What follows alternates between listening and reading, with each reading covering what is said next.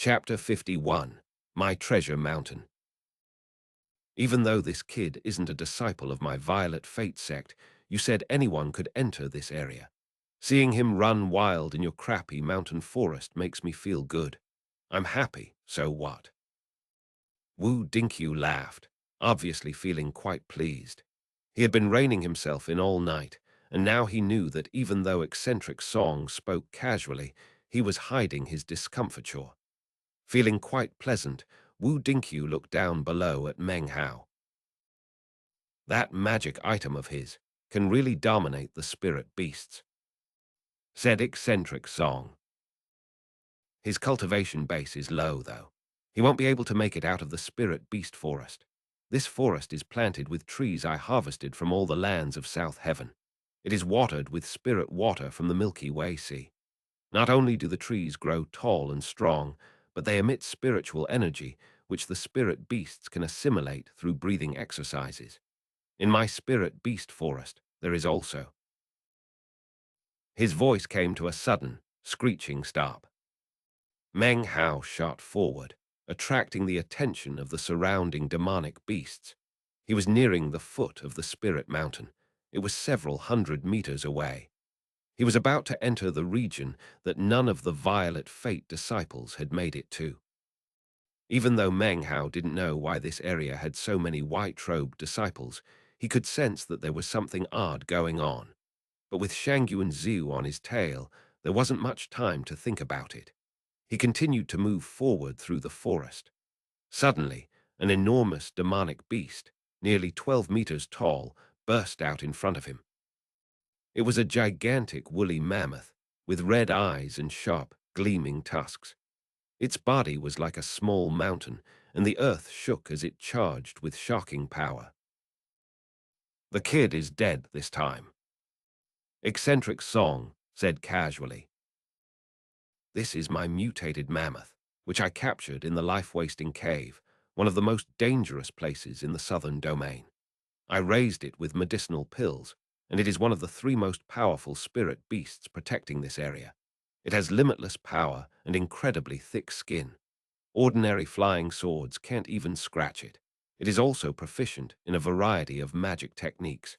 Even someone of the 9th level of Qi condensation would have trouble dealing with it. It can stop anyone under the foundation establishment stage. Eccentric Song's eyes had almost popped out of his head when he saw Meng Hao about to make it out of the beast forest. But now he let out a sigh of relief. Wu Dinkyu stopped smiling for the moment. He could see that this mammoth was no ordinary creature. The Violet Fate sect didn't possess many mutated beasts, but after hearing eccentric Song blather on about it, he couldn't help but frown and mutter to himself that the man really was strange. He didn't care much at all for cultivation, but loved seeking out demonic beasts to raise, especially ones as strange as this.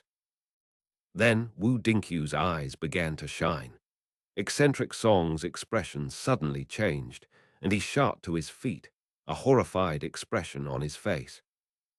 Within the demonic forest, the demonic mammoth charged at Meng Hao. Meng Hao took in a deep breath and retreated a bit, groaning inwardly about how many demonic beasts were in this place. He raised the iron spear and pointed it. The charging demonic mammoth stopped and began to quiver, then suddenly, its trunk exploded with a bang. Half of it flew through the air to land onto a nearby tree, which collapsed under its weight. Enraged with pain, the mammoth continued to charge. Meng Hao waved his spear, and a boom sounded out. The mammoth's back exploded, then its mouth. Finally, its right front leg completely shattered, and it fell to the ground, skidding to a halt some distance away. Horrific shrieks filled the beast forest. Meng Hao looked a bit pale-faced. He glanced around, then charged forward, leaving the demonic forest behind and entering the treasure mountain. Some distance behind, Shangyuan Zhu was in a tight spot, unable to free himself from the surrounding, red-eyed demonic beasts. He could only watch as Meng Hao disappeared, his fury billowing up to the heavens.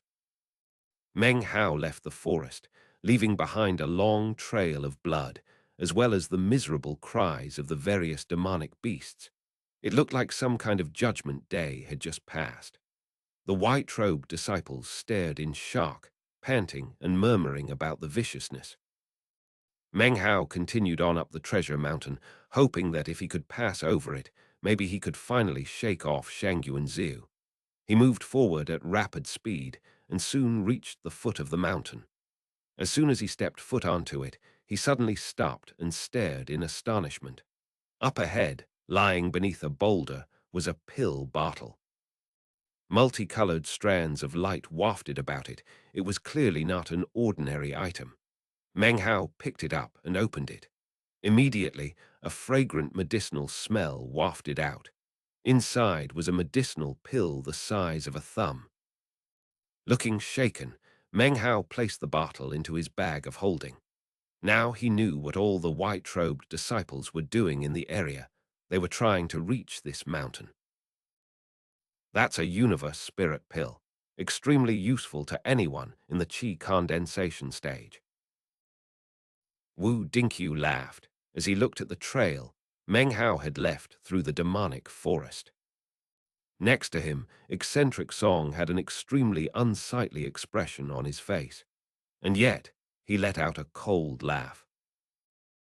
My treasure mountain has many medicinal pills and spirit stones in it. This kid can grab a medicinal pill, but if he thinks he can reach the top, he's dreaming. The spirit beasts on my treasure mountain are 1 in a million.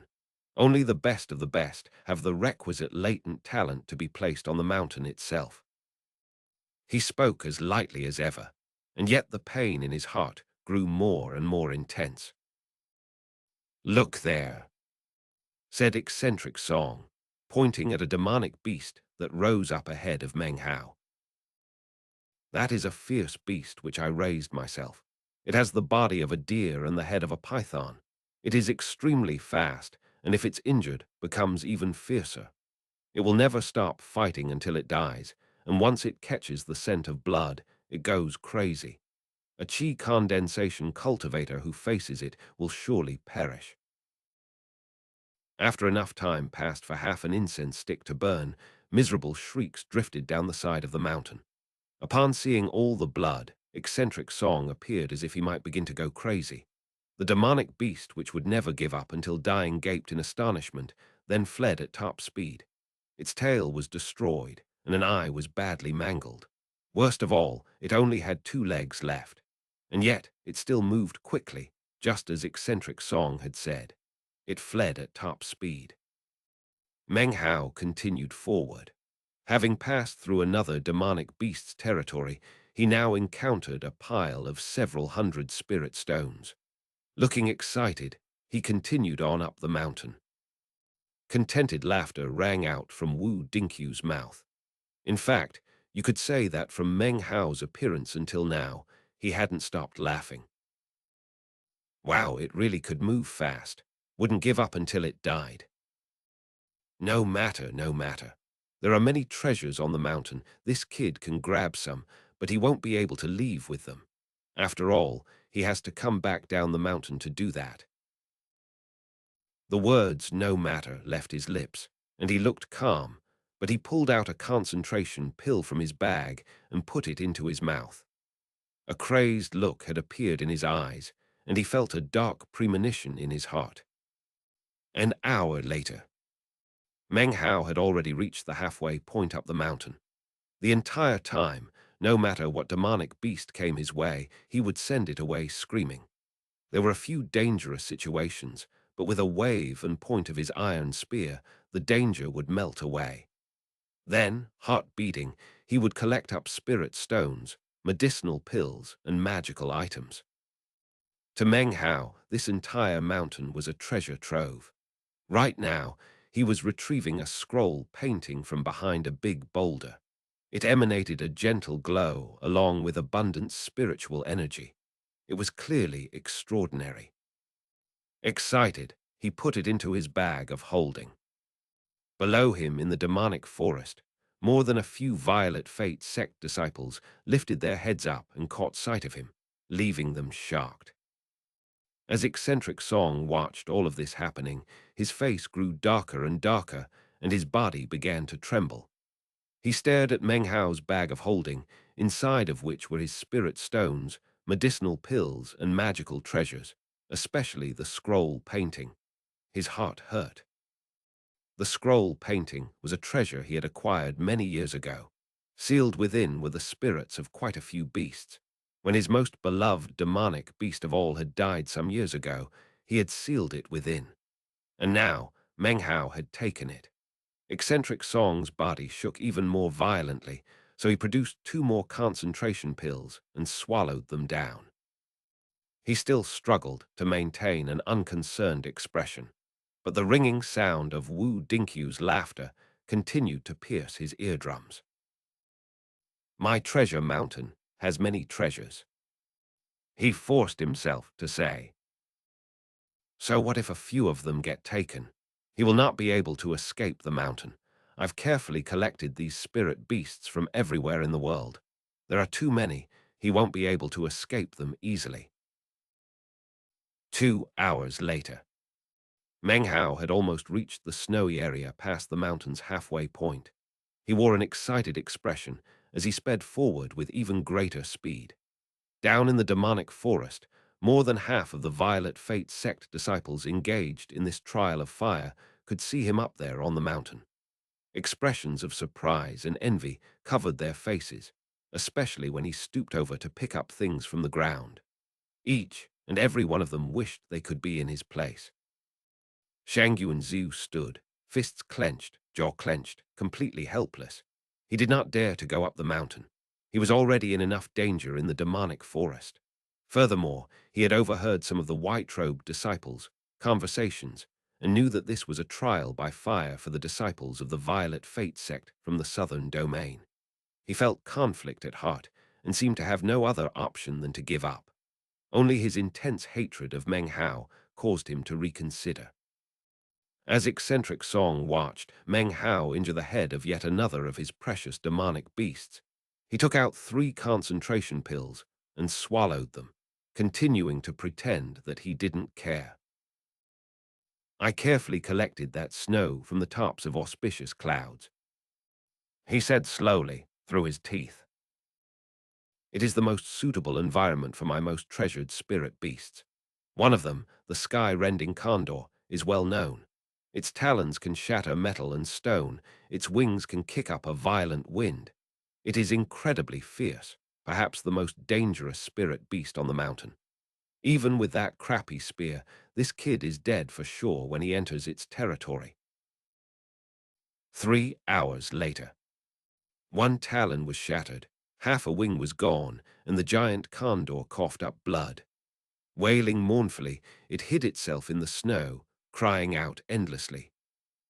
Meng Hao was almost at the peak of the mountain. All of the Violet Fate set disciples were staring at him. They didn't care any more about fighting with the demonic beasts. They stared in awe at his glittering, shining iron spear, and their eyes burned. "Who is this person?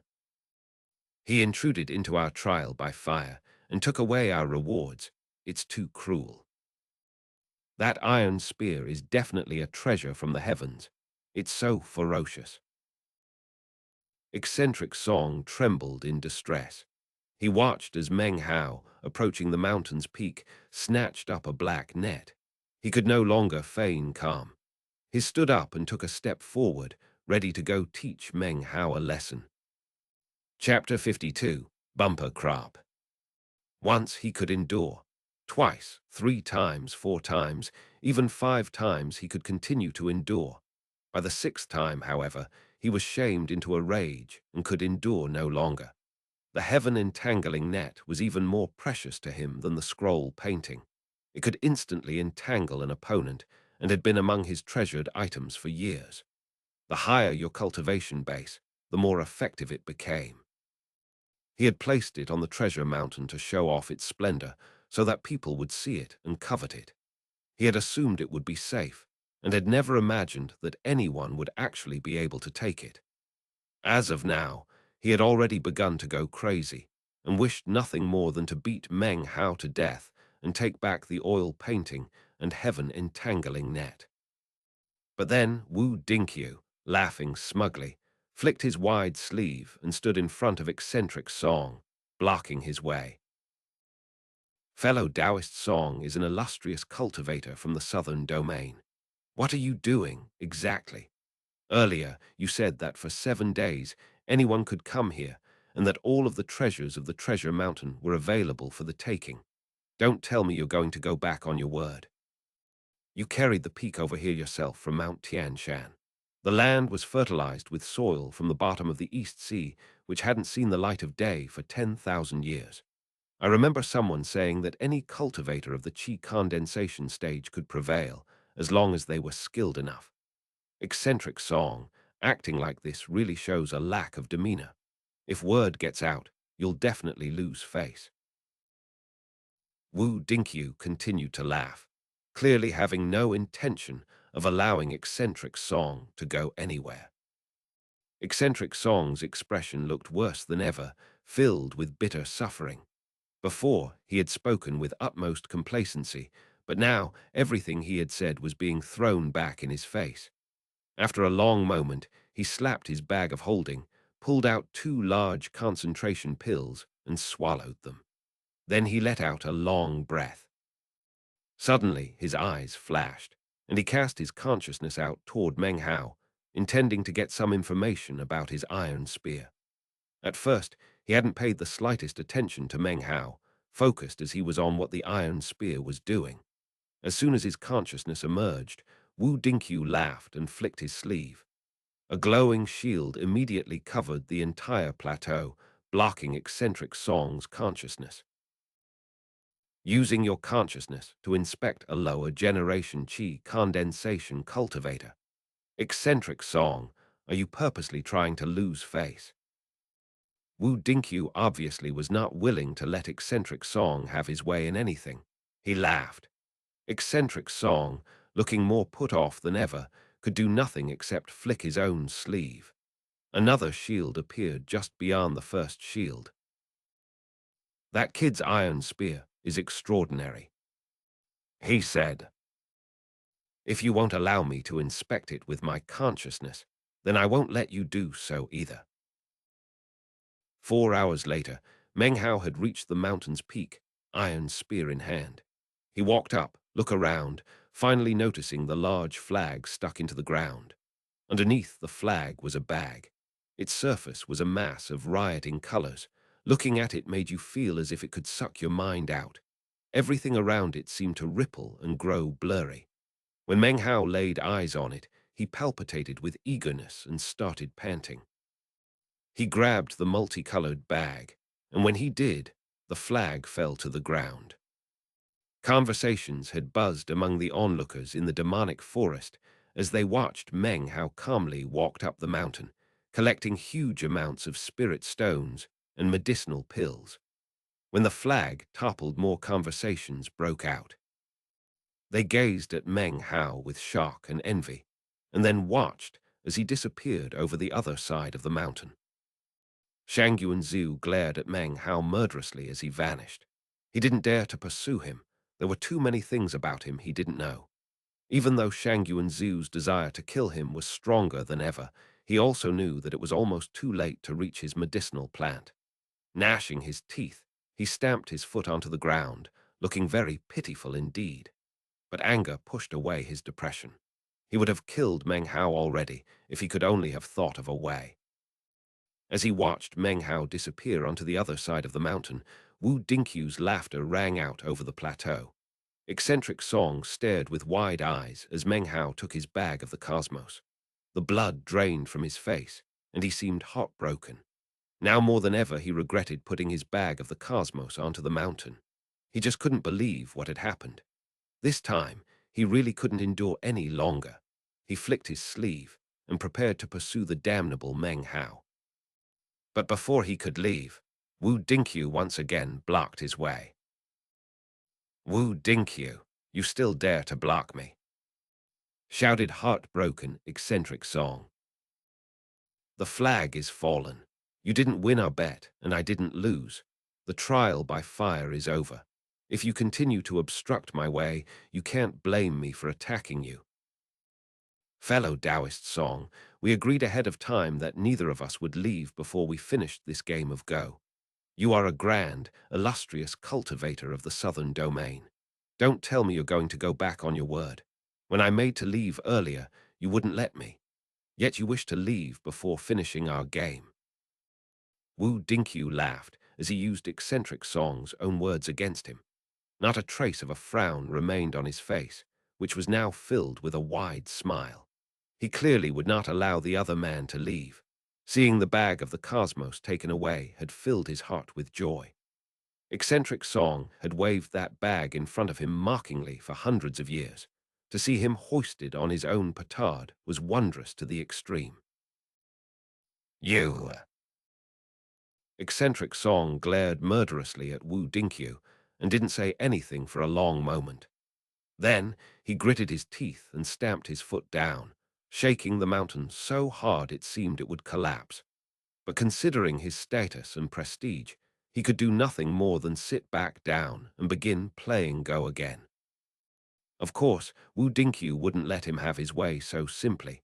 He stroked his beard as he looked at Eccentric Song's unsightly expression. Laughing, he very slowly picked up a Go piece and then purposefully put a very thoughtful expression onto his face. After a very, very long time, he slowly put the piece onto the board, his face solemn, as if he intended to make this game last for months. "Leave the mountain," said Wu Dinkyu, transmitting his voice to all of his white-robed disciples. "After I finish this game of Go, I will accompany you back to the sect. In the meantime, the next stage of your trial by fire is to find the man you just saw on the mountain peak. I've taken a fancy to that treasured spear he has. Bring that spear back to me, and you will be promoted to the inner sect." Each and every one of the disciples perked up at hearing this. Is the dignified Violet Fate sect of the southern domain really going to kill people to take treasures?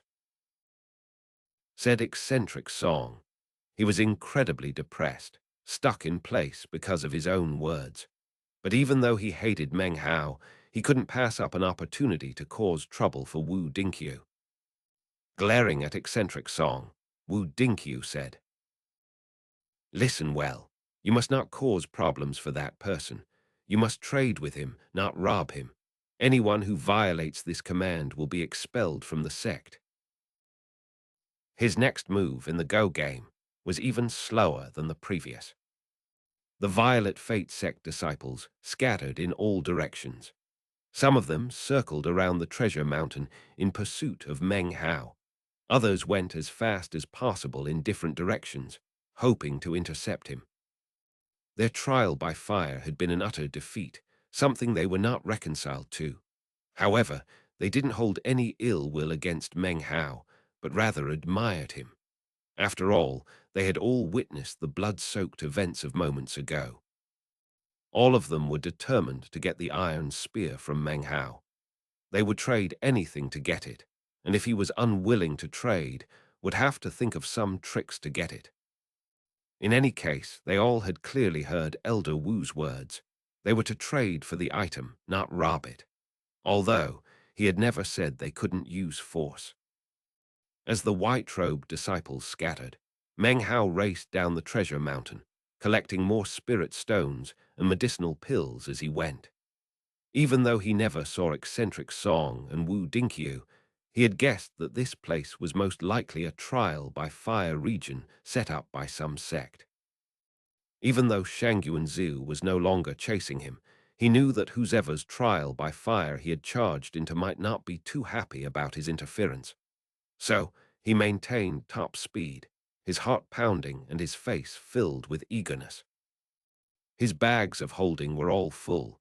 He had acquired more this time than on any other occasion since entering the cultivation world, with the exception of the cave of the flying rain dragon. He casually packed away the spirit stones and medicinal pills. Of course, the more things he picked up, the faster he tried to move. Gritting his teeth and continuously consuming demonic cores, He moved as fast as possible for 3 days, until he finally emerged from the mountain range. He looked both exhausted and energetic. In the past several days, he hadn't had a chance to organize his treasures, and now all he wanted to do was find a place where he could safely examine everything. As he moved forward, he noticed that far in the distance was what appeared to be a walled city. He was in the east of the state of Zhao, and this city appeared to be magnificent and beyond ordinary.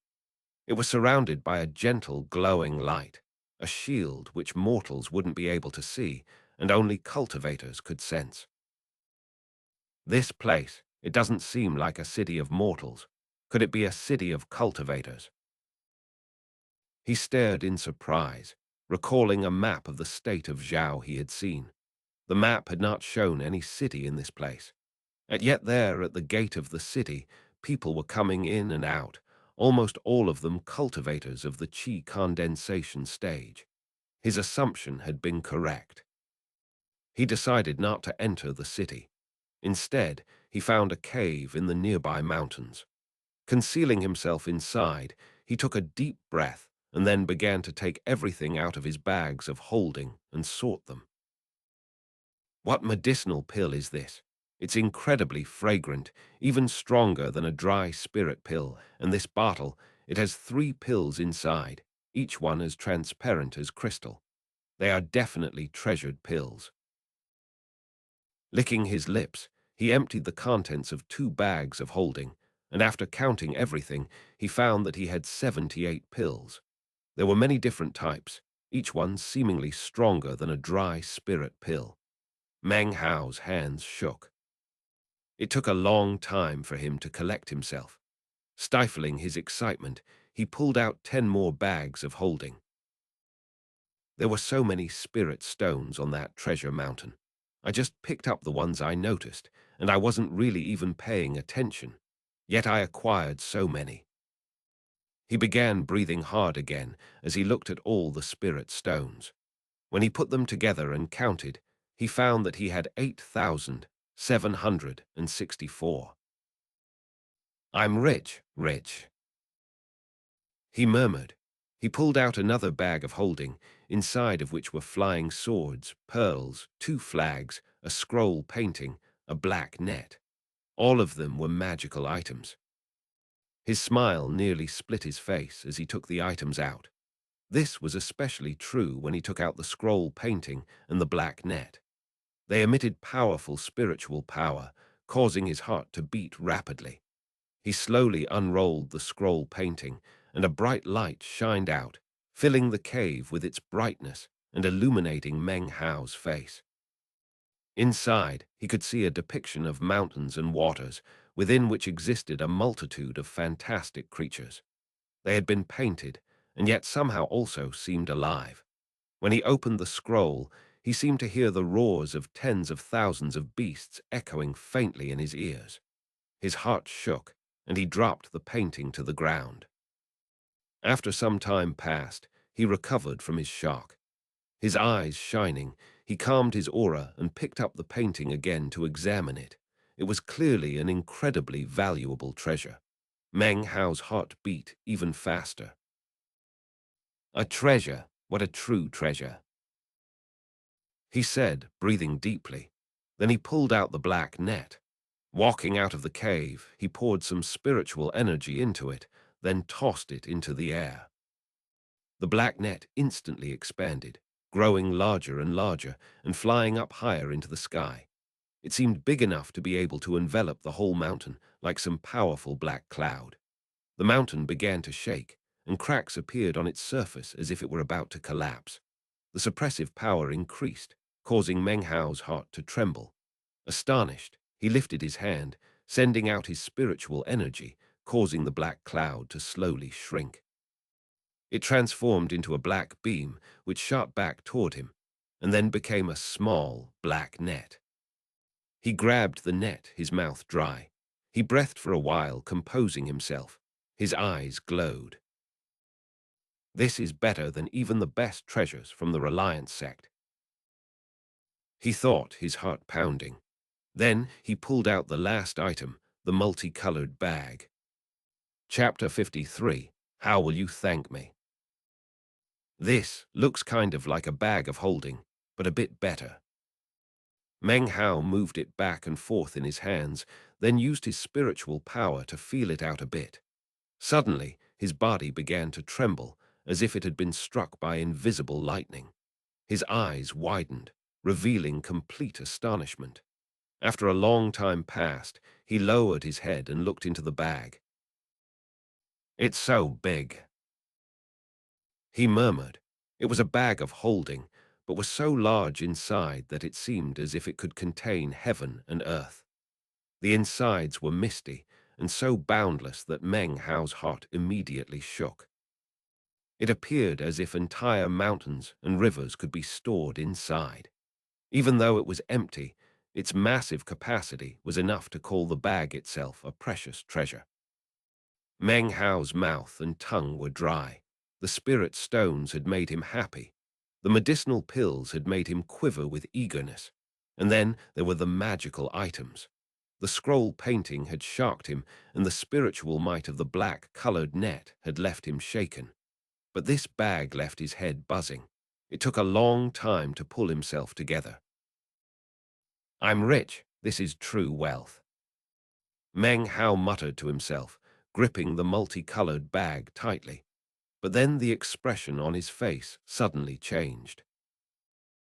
If that was truly some great sect's trial by fire, it wouldn't be a big deal if I interfered.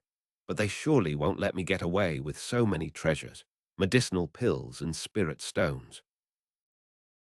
His heart began to thump, and a conflicted look appeared on his head.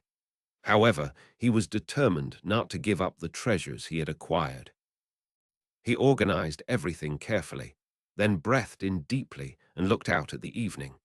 He emerged from the cave and left the mountains, looking thoughtfully at the walled city off in the distance.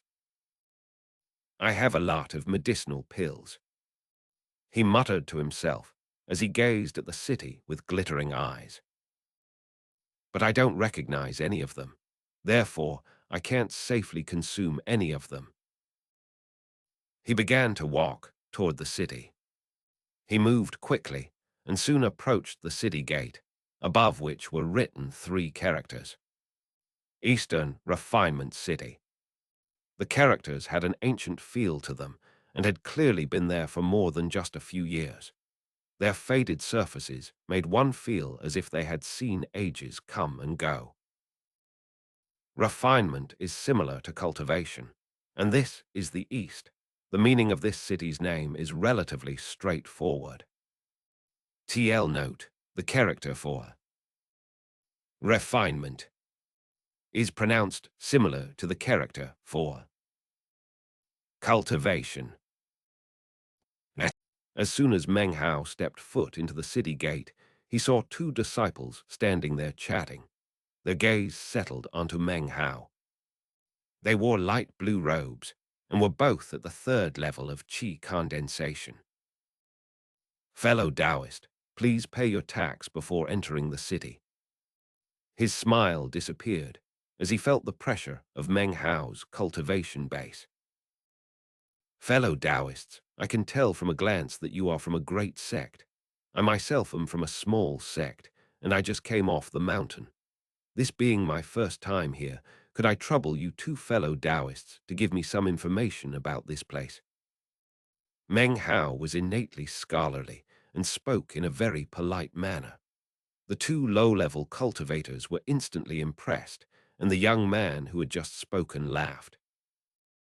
Well spoken, fellow Taoist. Your cultivation base is quite refined.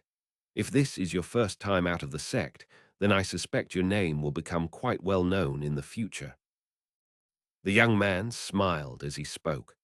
For someone with such a profound cultivation base, to treat him so politely left him feeling quite pleased.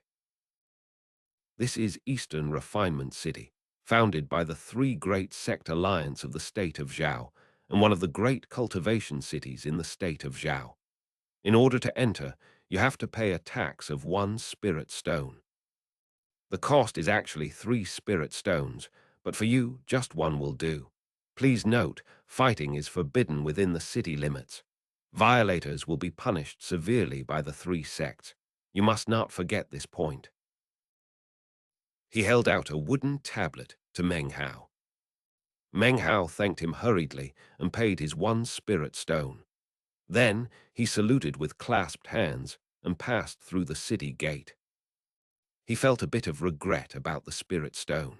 It was only one, but it was still money as far as Meng Hao was concerned. He might have over 8,000 more in his bag, but he was very familiar with the copper mirror's appetite for spirit stones and knew that it wasn't actually very much at all. What an expensive tax. If I didn't absolutely have to come here, I wouldn't pay it.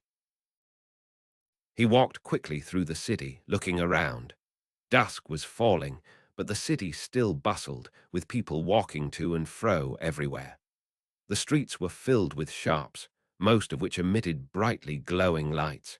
A single look confirmed that this was no ordinary place. Everyone was a cultivator. As he walked through the city, he didn't see a single mortal. However, all of these cultivators were of the qi condensation stage. Scanning the crowds, Meng Hao only saw about 3 people who, like him, were at the 7th level. Most were at the 6th or lower. Meng Hao walked down the broad streets, looking for shops that sold medicinal pills. He didn't buy any, but rather asked questions. 3 days passed, during which time Meng Hao traversed the entire city, visiting over 30 medicinal pill shops. Even still, he only could find out information about 7 or 8 of the dozens of types of medicinal pills in his bag of holding. And yet, Meng Hao was excited. Of the pills he had learned about, each and every one was considerably expensive. One of them was a spirit establishment pill, worth 50 spirit stones, only useful at the 7th level of qi condensation. In his bag of holding, he had 8 of them altogether. Too bad there are so many pills that I still don't know anything about. On the 3rd day, Meng Hao hesitated, then finally walked into an extremely luxurious building in the western district of the city. It was 3 stories tall and emitted a glowing light. Even from a long distance, one could see its shine. Before, Meng Hao noticed that almost everyone who entered was of the 6th level of qi condensation. There were even some of the 8th or 9th levels, and it seemed this was the only building they were willing to enter. When he saw the name on the building, he was even more resolved to enter. 100 Treasures Pavilion. The inside was filled with carved balustrades and marble steps. Everything seemed to be made of jade, and as soon as he stepped inside, Meng Hao instantly felt a dense spiritual force brush against his face. A dazzling assortment of displayed items met his eyes. Medicinal pill bottles, flying swords, pearls, banners, and other items could be seen everywhere. There weren't a lot of cultivators present, so it was relatively quiet. They walked around separately in groups of 4 or 5, each one accompanied by a young woman wearing a long, pink dress. The girls' voices were light and airy, and they humbly answered all queries about the various items. None of that was of very much interest to Meng Hao, though. What really captured his attention was some distance away on the 2nd floor. Next to the staircase was an enormous pill furnace. Wisps of smoke curled around it, and sitting next to it was a middle-aged man in a long black robe. He sat there cross-legged, back straight, expressionless, doing breathing exercises with his eyes closed. He emanated a trace amount of power, but it was difficult to sense, as if he were keeping most of it hidden. If he didn't, the entire pavilion would probably begin to collapse. A foundation, establishment, cultivator. Meng Hao's pupils constricted. This middle-aged man emitted the same type of aura as Grand Elder Aoyang, making it immediately obvious to Meng Hao that his cultivation base was at the foundation establishment stage, far above everyone else. I wonder if the day will ever come in which I have a chance to be a foundation establishment cultivator. After all the things he had experienced in the Reliance sect, his heart was filled with the desire to become powerful. Right now, his head was lowered, but his eyes were filled with determination and stubbornness. His resolve was even stronger than ever.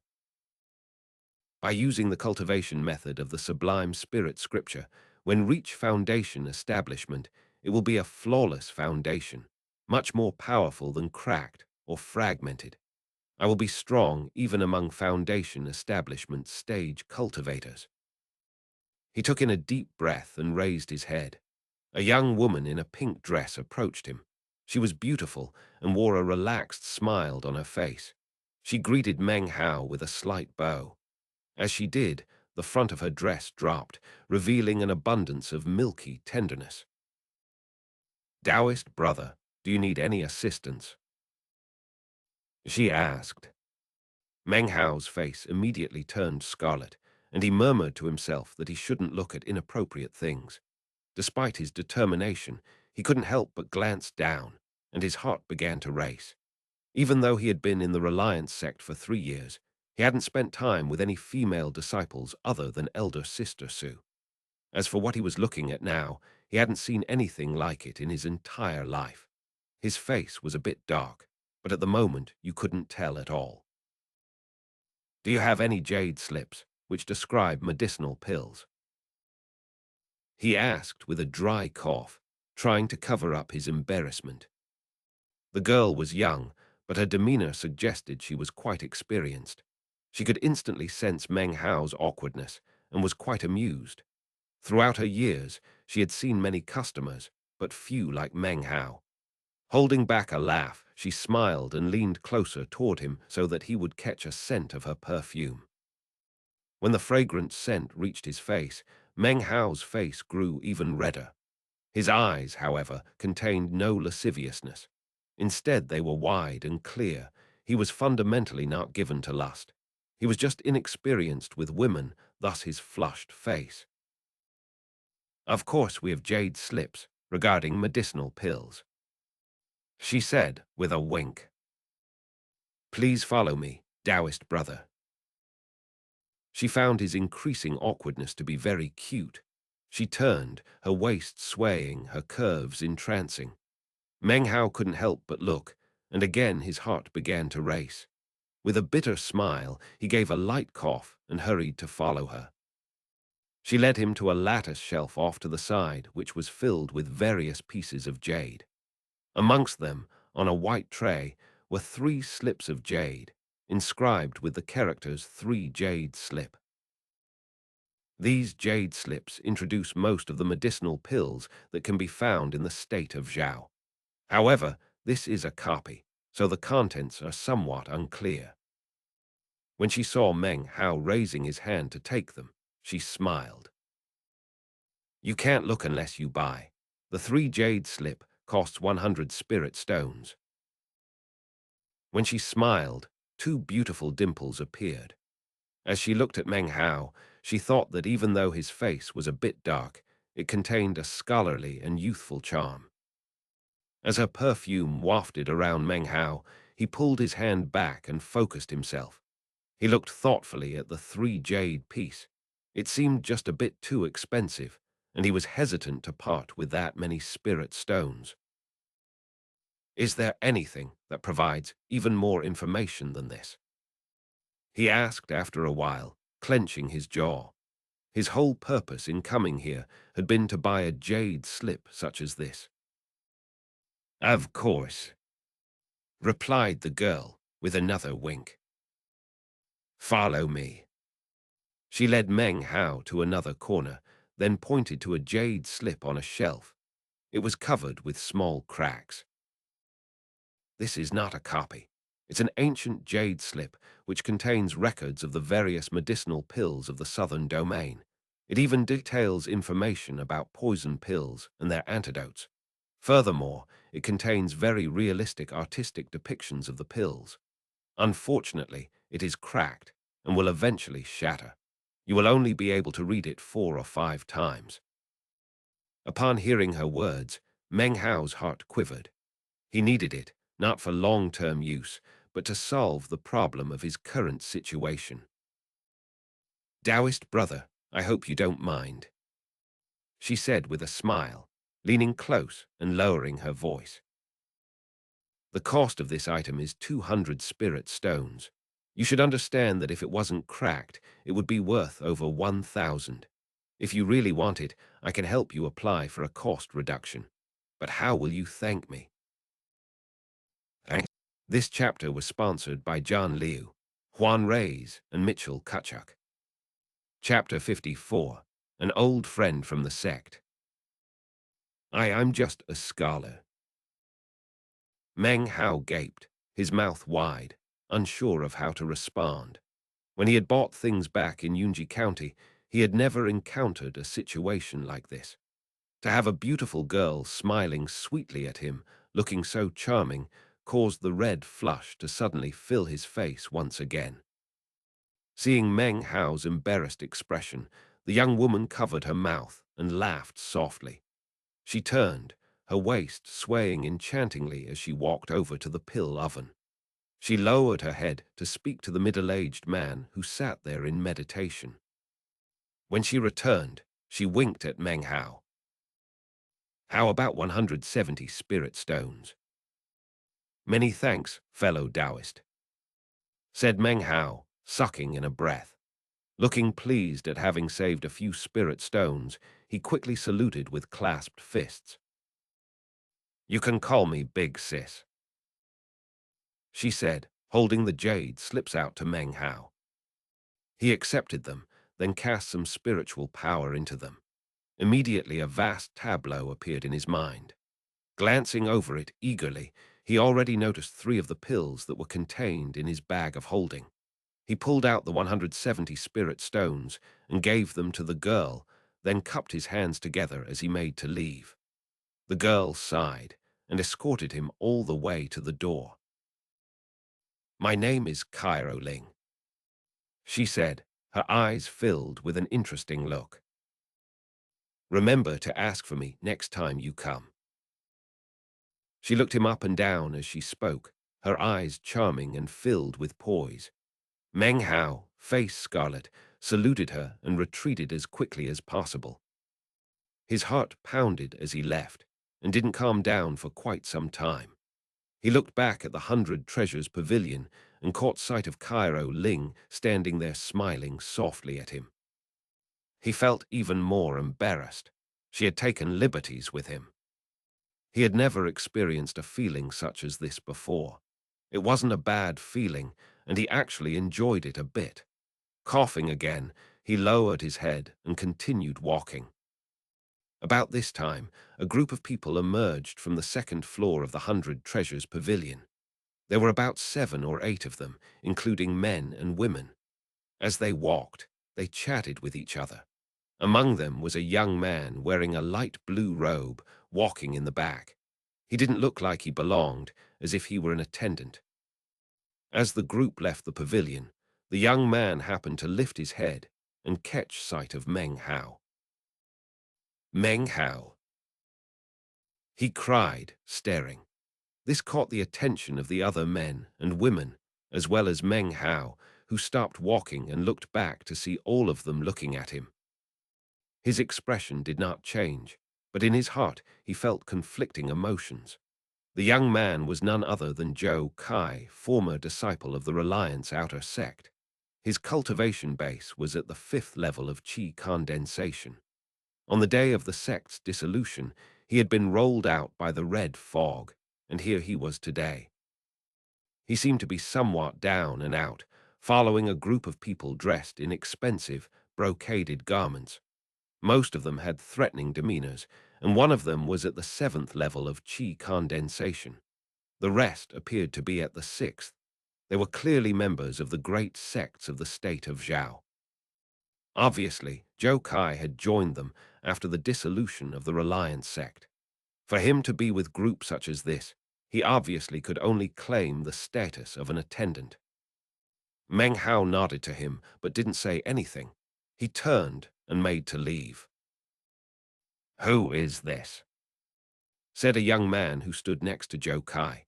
He spoke lightly, but his tone was one of pride and arrogance. He wore a resplendent robe and held a fan in his hand.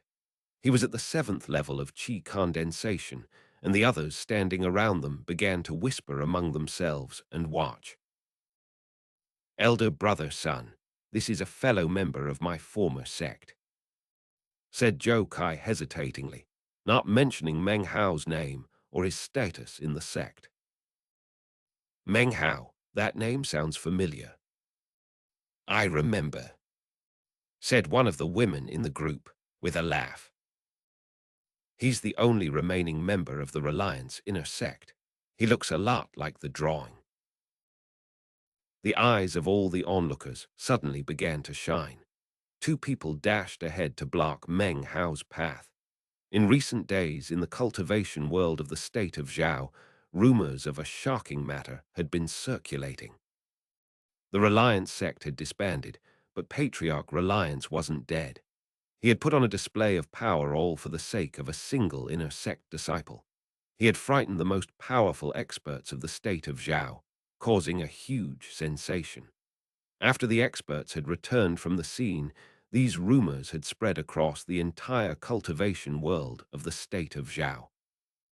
Even more hotly discussed was how Founder Reliance had given his inner sect disciple a precious treasure, something powerful enough to shake the heavens and earth and kill any and all cultivators. These rumors spread fast and wide, and as inquiries were made of the former Reliance sect disciples, this person's name was soon revealed: Meng Hao. If things had just ended in this fashion, then the matter would soon have come to rest. However, after returning from the Reliance sect, the state of Zhao experts gradually realized something. Toward the end, it had seemed as if Patriarch Reliance's power had begun to wane slightly.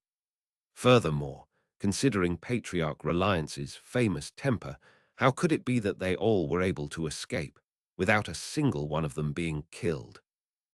Speculation naturally blossomed, and many people began to pay more and more attention to the inner sect disciple Meng Hao.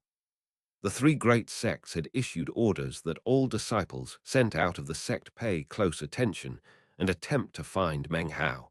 His picture had been distributed along with the order. Now people weren't certain. Even if Patriarch Reliance was alive, was his cultivation base as powerful as before? Filled with misgivings about the matter, the three great sects had proclaimed rewards would be given to any disciple who, upon encountering Meng Hao, could get information about the power of the treasure he carried. Meng Hao stood there, looking coldly at the two people blocking his way. He heard footsteps behind him as four others blocked his path of retreat. His left and right paths also contained people. It seemed he was completely surrounded. Within the 100 Treasures Pavilion, Cairo Ling looked down with a frown. "May I help you, sirs and ladies?" said Meng Hao coolly, his gaze sweeping around. His expression seemed indifferent, as calm as still water. He seemed completely confident, yet also cautious. "No," said the extravagantly dressed young man, with a smile, fanning himself.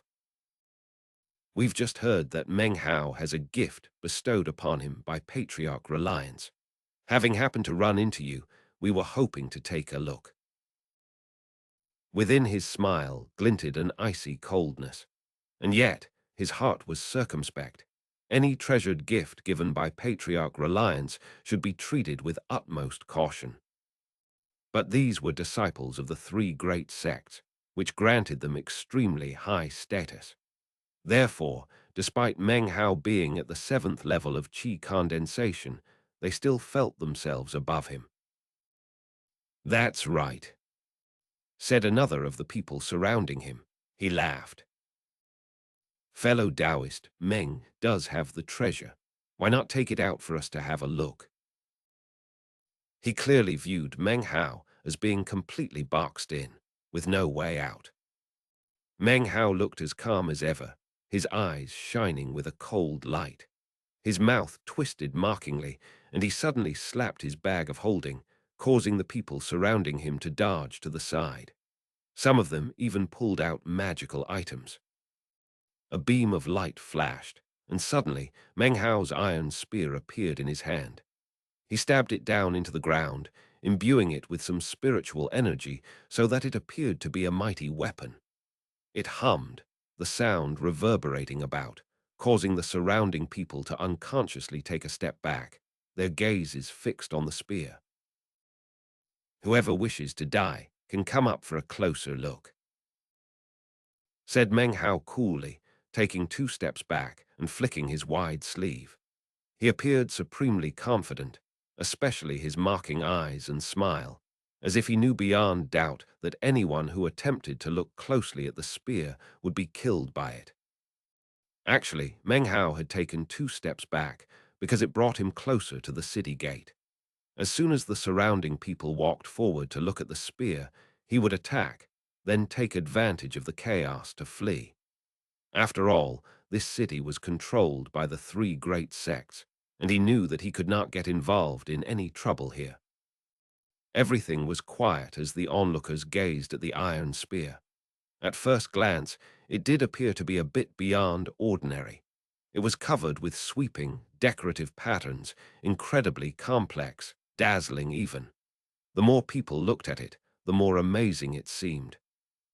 It glowed, its tip emitting beams of light, which pierced the eyes like lightning. Even Cairo Ling, up in the 100 Treasures Pavilion, couldn't help but gaze at it. More girls appeared around her, all of them staring down. After looking at it for a while, the several disciples from the great sects frowned. "It doesn't look like anything special. There are just some fancy markings on it. It doesn't seem to have any incantations on it at all." The fancy young man with the fan also frowned. "That's the treasure given to him by Patriarch Reliance." After examining it, he laughed, then beckoned for Zhou Kai to step forward. At this moment, the sound of footsteps could be heard from outside the east gate, drawing the attention of the surrounding cultivators. Meng Hao's eyes flashed, and then he frowned. Clustered outside the east gate was a group of 10 or more cultivators wearing white robes. Some of them looked familiar, and when he saw the color of their robes, he knew that these were the disciples from whatever great sect had been holding the trial by fire. As he saw them entering through the east gate, he realized that his path of escape was now blocked. His frown deepened, and his hand slowly lowered to his bag of holding. The fancy young man with the fan looked at the white-robed cultivators, and his eyes gleamed. His face filled with reverence. He cupped his hands in salute and said, "Elder brothers from the Violet Fate sect, I am humble son Hua One from the Winding Stream sect. Greetings, fellow Taoists." Hearing this, looks of awe appeared on the faces of the surrounding cultivators. They followed along with the first man as he saluted the white-robed cultivators. They were famous figures from various sects and normally held a high position within the state of Zhao.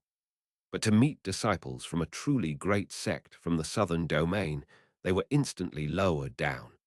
Their expressions were suddenly that of longing and courtesy. Recently, they had all received jade slips from their respective sects, reminding them that if they ran into any white-robed disciples from the Violet Fate sect of the southern domain, they were not to provoke them. As the white-robed cultivators entered the city, they saw the state of Zhao disciples, but completely ignored them. Hearing their identities called out caused a couple of them to frown. Their eyes swept the surroundings, then came to rest on the iron spear stuck into the ground. They stopped in their tracks. Other disciples who were watching the scene looked astonished. Their excited eyes flickered to stare at the state of Zhao cultivators. 1. Sun Hua's name in Chinese is Chinese letter Sun Hua. Sun is a common surname. Hua can mean many things bun in names, most likely. Magnificent. I. Splendid. Chapter 55. Overbearing. A dark look flashed through Meng Hao's eyes. He was surrounded by disciples of various sects from the state of Zhao, and the white-robed cultivators were approaching from the east gate. If he aroused the attention of the various eccentrics from the three sects within the city, then his chances of getting away would be very slim. When the disciples of the state of Zhao sects saw the Violet Fate sect disciples walking up, excited expressions lit their faces. To be able to make friends with them would increase their standing in their own respective sects and would provide great advantages in further development. Most of them had assumed the Violet Fate sect disciples would ignore all of them, but it turned out they really were approaching them. Elder brother's son is very well known. That must be why they're coming over. Yeah, he's a blood relative of one of the elders of the Winding Stream sect. His cultivation base is extraordinary. The Violet Fate sect disciples must be coming over to give him some face. One by one, ingratiating smiles appeared on the faces of the surrounding state of Zhao disciples, especially the young man in the expensive clothes. He was growing more and more excited. Hearing the whispers of the bystanders, his heart filled with pride. It seemed he was fairly well known after all, enough so to cause the Violet Fate sect disciples to walk over. This matter would surely be talked about near and far, and his standing in the sect would change immediately. His name would be known throughout the entire cultivation world of the state of Zhao. It seemed that to Meng Hao, what was happening was no big deal. He smiled, looking like he didn't care at all. As the young man in expensive clothes moved forward to greet the white-robed cultivators, the state of Zhao disciples followed. The female disciples among them looked especially excited. Meng Hao's eyes flickered. He pulled the iron spear out of the ground and then turned to leave. Taoist brothers from the Violet Fate sect, Sun, shall treat you to a feast in the Phoenix Heaven restaurant, said Sun Hua, his expression one of extreme excitement and pride. Fellow state of Zhao disciples, please join me in receiving the brothers from the Violet Fate sect. The collection of cultivators behind him made the image even more distinct. Coupled with his excited expression, it was clear that he was taking the lead among the state of Zhao disciples. Even as the words left his mouth, and he bowed with cupped hands, the Violet Fate sect disciples walked past him, not even looking at him. En masse, they passed the entire group without a glance, hurrying quickly forward. Sun Hua's mouth dropped open as he watched this happen, as did the other state of Zhao disciples who were following him. At the same time, the person in the lead position of the Violet Fate sect disciples let out a hearty laugh. Fellow Taoist, please stay, he said. Brother, did you just return from the treasure mountain? You have an outstanding demeanor. All of us who witnessed your actions on the mountain hold you in the highest regard. I am Kain Shuihan, one of the Violet Fate sect. Greetings, fellow Taoist. May I respectfully ask your esteemed name? Fellow Taoist, we've been looking for you, said another. We never imagined that we would run into you here. Ha ha ha. If the fellow Taoist has time, I will send someone to arrange a banquet. I am Lu Song Tu of the Violet Fate sect. Please, allow me to treat you to a feast. Among the 10 or more Violet Fate sect disciples, these two had the highest cultivation bases. They were at the 8th level of qi condensation. Faces filled with smiles, they hurried in front of Meng Hao, blocking his way. They spoke with utmost politeness, and when they approached, they saluted with clasped hands. When the state of Zhao disciples saw this happening, their faces filled with awe and veneration. An almost imperceptible frown appeared on Meng Hao's face, but quickly disappeared. He smiled and returned a polite salute. He mumbled his name unclearly, although he knew that even though he didn't say it clearly, these people could search him easily if they wanted to. The state of Zhao cultivators watched on in disbelief. Their heads spun as they watched the Violet Fate sect disciples chatting in this way to Meng Hao. This was especially true of Sun Hua, whose face went through a series of different expressions. He was insulted, of course, and watched Meng Hao with a look of disbelief. He knew that the white-robed cultivators were from the Violet Fate sect in the southern domain. They were proud and arrogant, considering themselves to be unmatched in the world. And yet, they were incredibly polite to Meng Hao, and their eyes were filled with veneration. Although he wasn't quite sure what had just happened, cold sweat broke out on his forehead when he saw them being so polite. He realized that if he had made a move just now to test out the spear, he would most likely have lost a lot of face. He wasn't the only one who was shocked. Zhou Kai looked on, dumbfounded. Originally, he had regretted calling out Meng Hao's name, but watching this scene unfold, his eyes filled with admiration. Elder brother Meng really did deserve to be an inner sect disciple. It's a good thing I gave him those spirit stones back then. The sect was dissolved, and we were kicked away like stray dogs, but he's still out stirring up trouble. And somehow he's got the disciples from one of the great sects of the southern domain to treat him so well. Zhou Kai sighed, inwardly. Up in the 100 Treasures Pavilion, Cairo Ling blinked a few times, watching in disbelief as the Violet Fate sect disciples surrounded Meng Hao. When she saw him speaking calmly with them, she couldn't forget what had happened moments ago between her and Meng Hao. Her interest in him was piqued even more. "Elder brother Meng," said Qian Shuihan, shifting the conversation topic to the spear in Meng Hao's hand.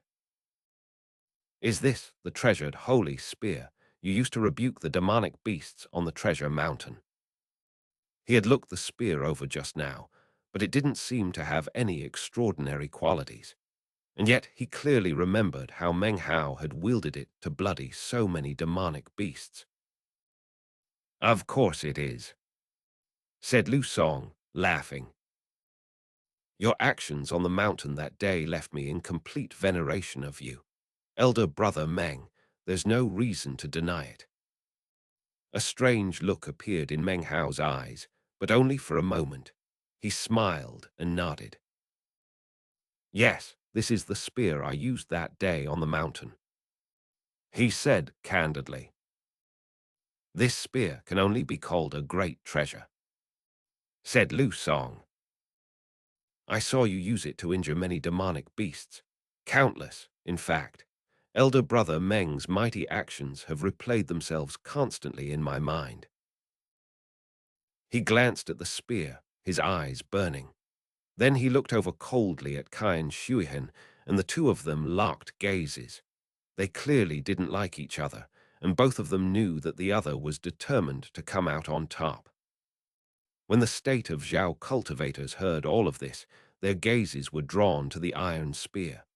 Their original intention had been to examine this treasure of Meng Hao's. As of now, they didn't need to. If the Violet Fate sect disciples were convinced of its power, then it must be true. Sun Hua's eyes gleamed, and he walked forward a few steps, staring at the iron spear. "Although, I do have to say," laughed Lu Song with a shake of his head. "Elder brother Meng, you really threw our trial by fire into chaos. You took so many medicinal pills, spirit stones, and magical items from the treasure mountain." From his expression, it seemed he didn't mind. "Oh, that." Meng Hao laughed, taking a few steps back. "It's no matter," said Qian Shuihan, taking a few steps forward, eyes on the spear. "That treasure mountain belongs to eccentric Song, and he shot his mouth off, saying that anyone with the skills could take whatever they want.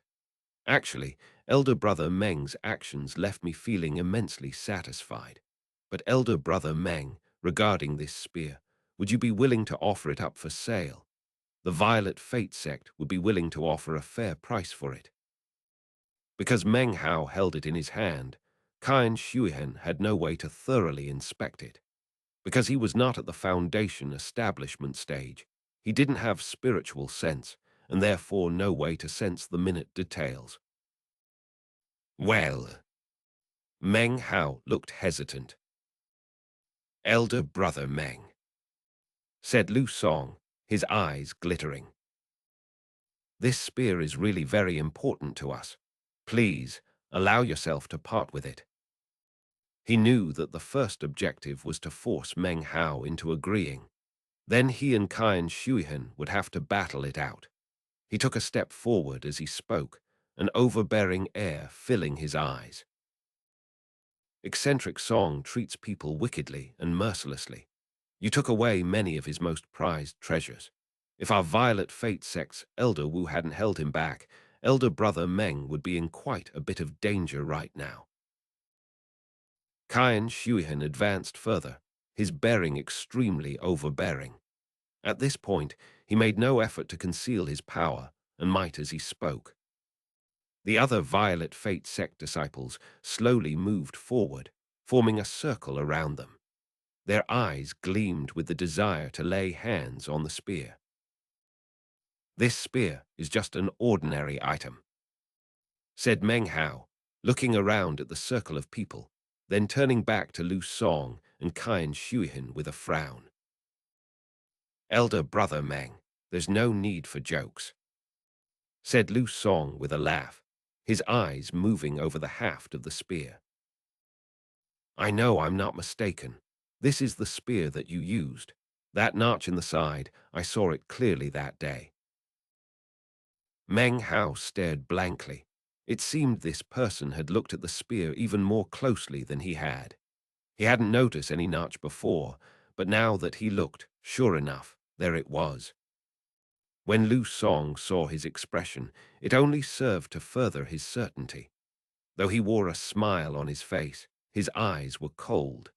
He wasn't allowed to kill Meng Hao to earn a spot in the inner sect, but could use other means, and he wouldn't hold back. Even if it's only an ordinary object, we still wish to buy it, said Kai Shuihan threateningly, his voice even colder than before. We are determined to have this spear. Please, elder brother Meng, don't make things difficult for us. Otherwise, we will be very displeased, and you will be too. You might have the spear in hand, but the Violet Fate sect is one of the 5 great sects of the Southern Domain. Even this far away, our power is greater than you can imagine, fellow Taoist. Furthermore, it's not we who want the spear, but rather sect Elder Wu. Upon hearing this, the state of Zhao cultivators all exchanged glances. Their faces lit up with sneers for Meng Hao, but they maintained their silence. Sun Hua's smile was especially wide. Gaining the help of these people to get information about the spear was a good thing. Regardless of what happened in the end, he should be able to take advantage of the situation to make a move. Furthermore, despite Meng Hao having a treasured spear, he wouldn't dare to offend a great sect from the Southern Domain.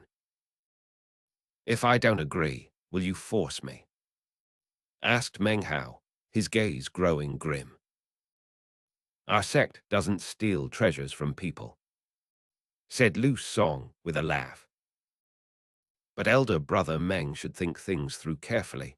What good will it do you to offend us?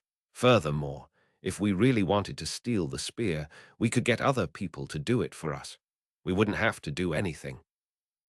He glanced over at the state of Zhao disciples, standing a short distance away, and nodded. Sun Hua and the others suddenly looked very excited. Elder brother Meng, I very much admire your performance on the treasure mountain, but let's not beat around the bush. Whether or not you want to sell the spear, you will. His eyes were grim, and his words cold. Meng Hao's heart groaned. If these people wanted to bring trouble upon themselves, he wouldn't stop them. A variety of expressions crossed his face, and he retreated a few more steps back, muttering to himself. Then, gritting his teeth, he lifted his head. His eyes were bloodshot. Esteemed Violet Fate sect disciples, if you truly wish to purchase my spear, please name your price. Meng Hao flicked his sleeve, stabbing the spear into the ground. His face seemed to be grim and filled with pain. One Kai Shuihan's name in Chinese is Chinese letter, Kian Shui Hain. Kian is a surname which also means 1,000. Shui Han literally means watermark. Tu Lu Song's name in Chinese is Chinese letter, Lu Song. Lu is a common surname. Song has no real meaning. It's the same. Song as the Song dynasty. Chapter 56. Elder Brother Meng, whether or not you want to trade, you will. When Meng Hao spoke, everything went quiet. Everyone's eyes focused on the iron spear sticking out of the ground. Kian Shuihan laughed loudly, cupping hands in salute to Meng Hao. So, Elder Brother Meng is willing to part with his treasure. I, Kian, will not allow you to suffer a loss. He pulled out a bag of holding and tossed it to the ground.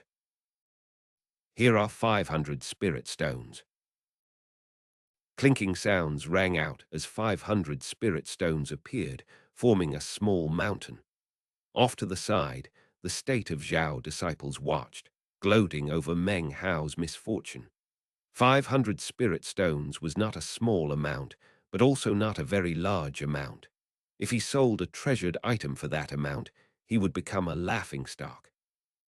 They weren't the only ones to think about the price. Meng Hao frowned. The difference was, his thinking was different from that of the state of Zhao disciples. In his estimation, the iron spear was probably worth 2 pieces of silver. To trade it for 500 spirit stones meant that he was actually making a tidy profit. "Are you kidding me?" said Lu Song. "Don't try to bully Elder Brother Meng.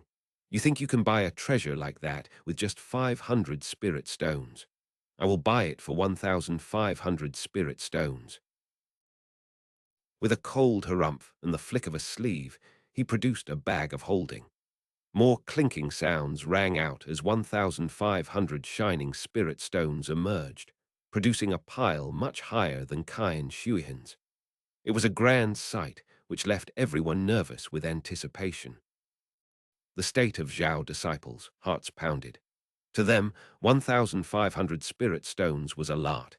Even though they were disciples of the 3 great sects, it would still be difficult to accumulate so many.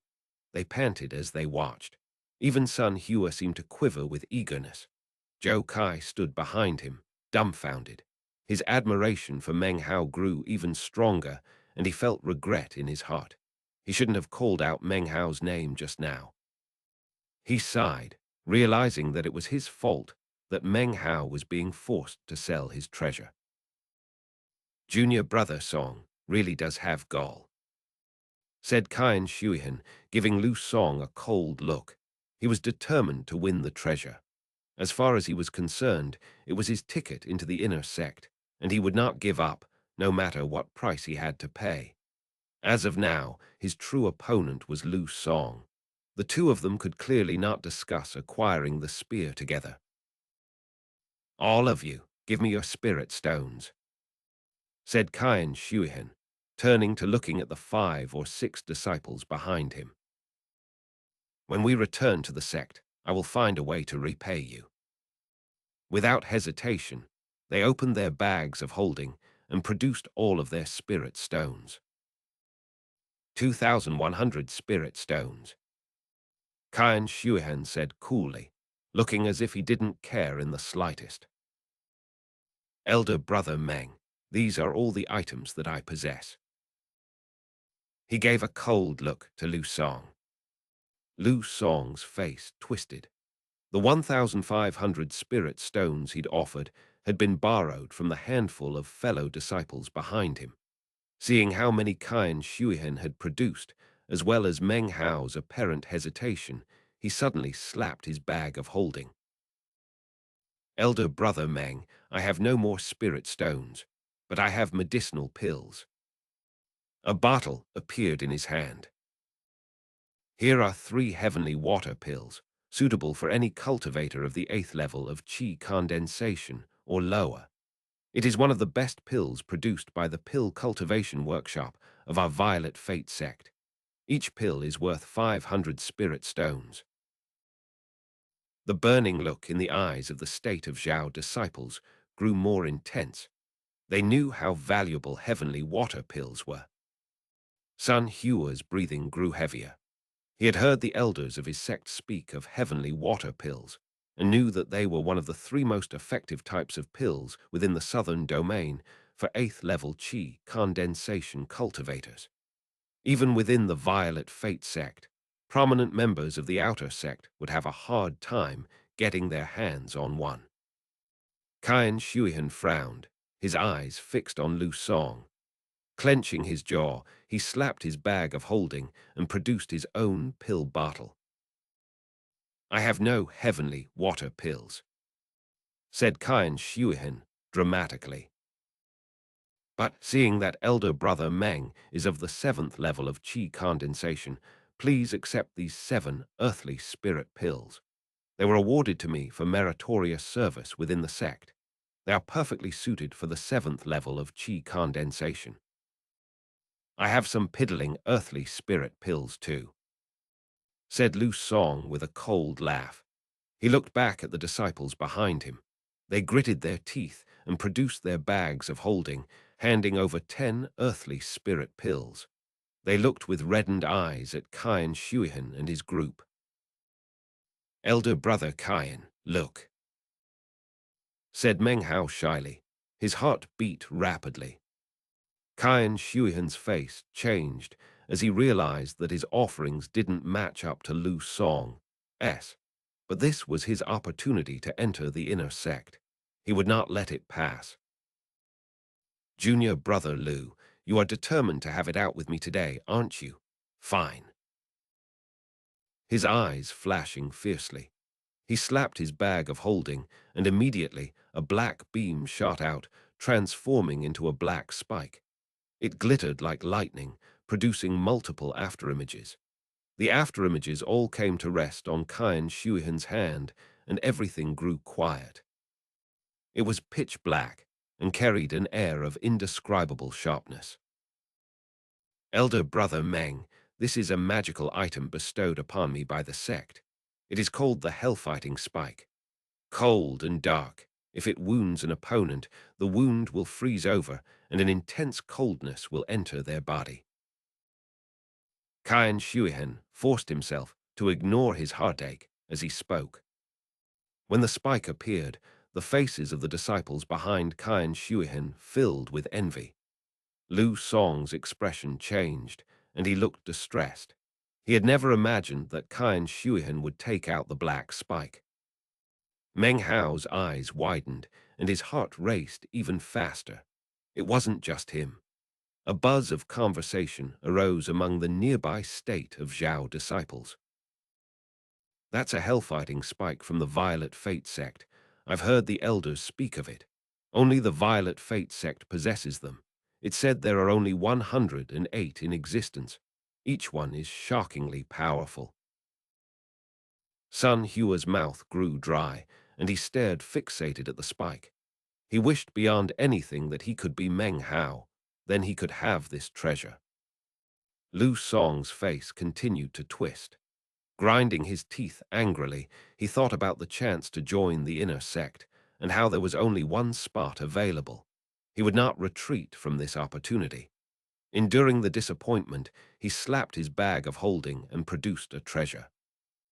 It was a feather fan, composed of a total of 16 multicolored feathers.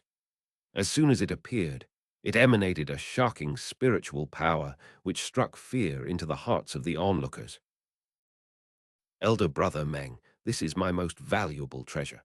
It is a Milky Way fan. You don't need to practice with it at all. You can use it immediately. It allows the user to soar and can change size. The 16 feathers can also fly out in an attack or circle around you to form a shield. It can be used in both attack and defense. It is not a treasure of our sect, but rather something I acquired by luck. Allow me to present it to you in trade, fellow Taoist." An unsightly expression filled his face, and his heart fairly dripped with blood. But in contending with Qian Shuihan for a spot in the inner sect, he charged forth without regard to rhyme or reason. When the fan appeared, Qian Shuihan's facial expression changed. He took 2 steps back, his eyes filling with lines of blood. He knew that this was an extremely valuable treasure. To offer this up was almost like risking one's life. As for the state of Zhao disciples, they looked shocked, and their heads hummed. They might not be familiar with the fan, but it was obviously a spectacularly extraordinary item. It emitted fierce spiritual power, which left their hearts pounding in shock. Sun Hua's eyes grew wide, and his body trembled as it filled with a fierce envy. Meng Hao took in a deep breath. At the moment, he actually wasn't very happy, but instead apprehensive. He had already offended eccentric Song, and the thought of deeply offending the Violet Fate sect caused a cold sweat to break out over his entire body. But it seemed that whether or not he wanted to trade, he would have to.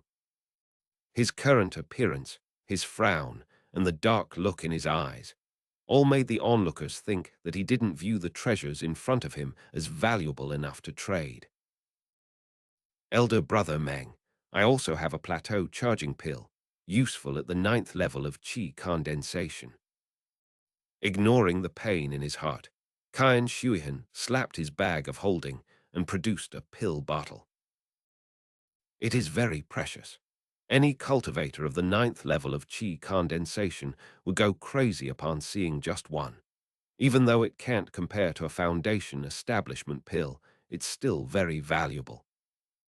As he spoke, he didn't even look at Meng Hao, but rather Lu Song. This spear. Meng Hao felt even more conflicted at heart, and he was about to speak further when suddenly Lu Song raised his head to the sky and laughed loudly. He lifted up his hand and pulled a brocaded pouch out of his robe. He turned it over, and a thick, round pill fell out. It was black, and did not emit even a shred of spiritual power. But seeing how Lu Song treated it with utmost care, it was obviously some sort of treasure. Elder brother Meng, this pill is not reusable. In fact, it is a rare magical pill. When you crush it, it will turn into a hyper-toxic black scorpion that can injure a cultivator of the 9th level of qi condensation, perhaps even kill him. This magical pill was bestowed upon me by my clan. Here, take it. Lu Song's eyes were red, but they weren't looking at Meng Hao, but rather Qian Shuihan.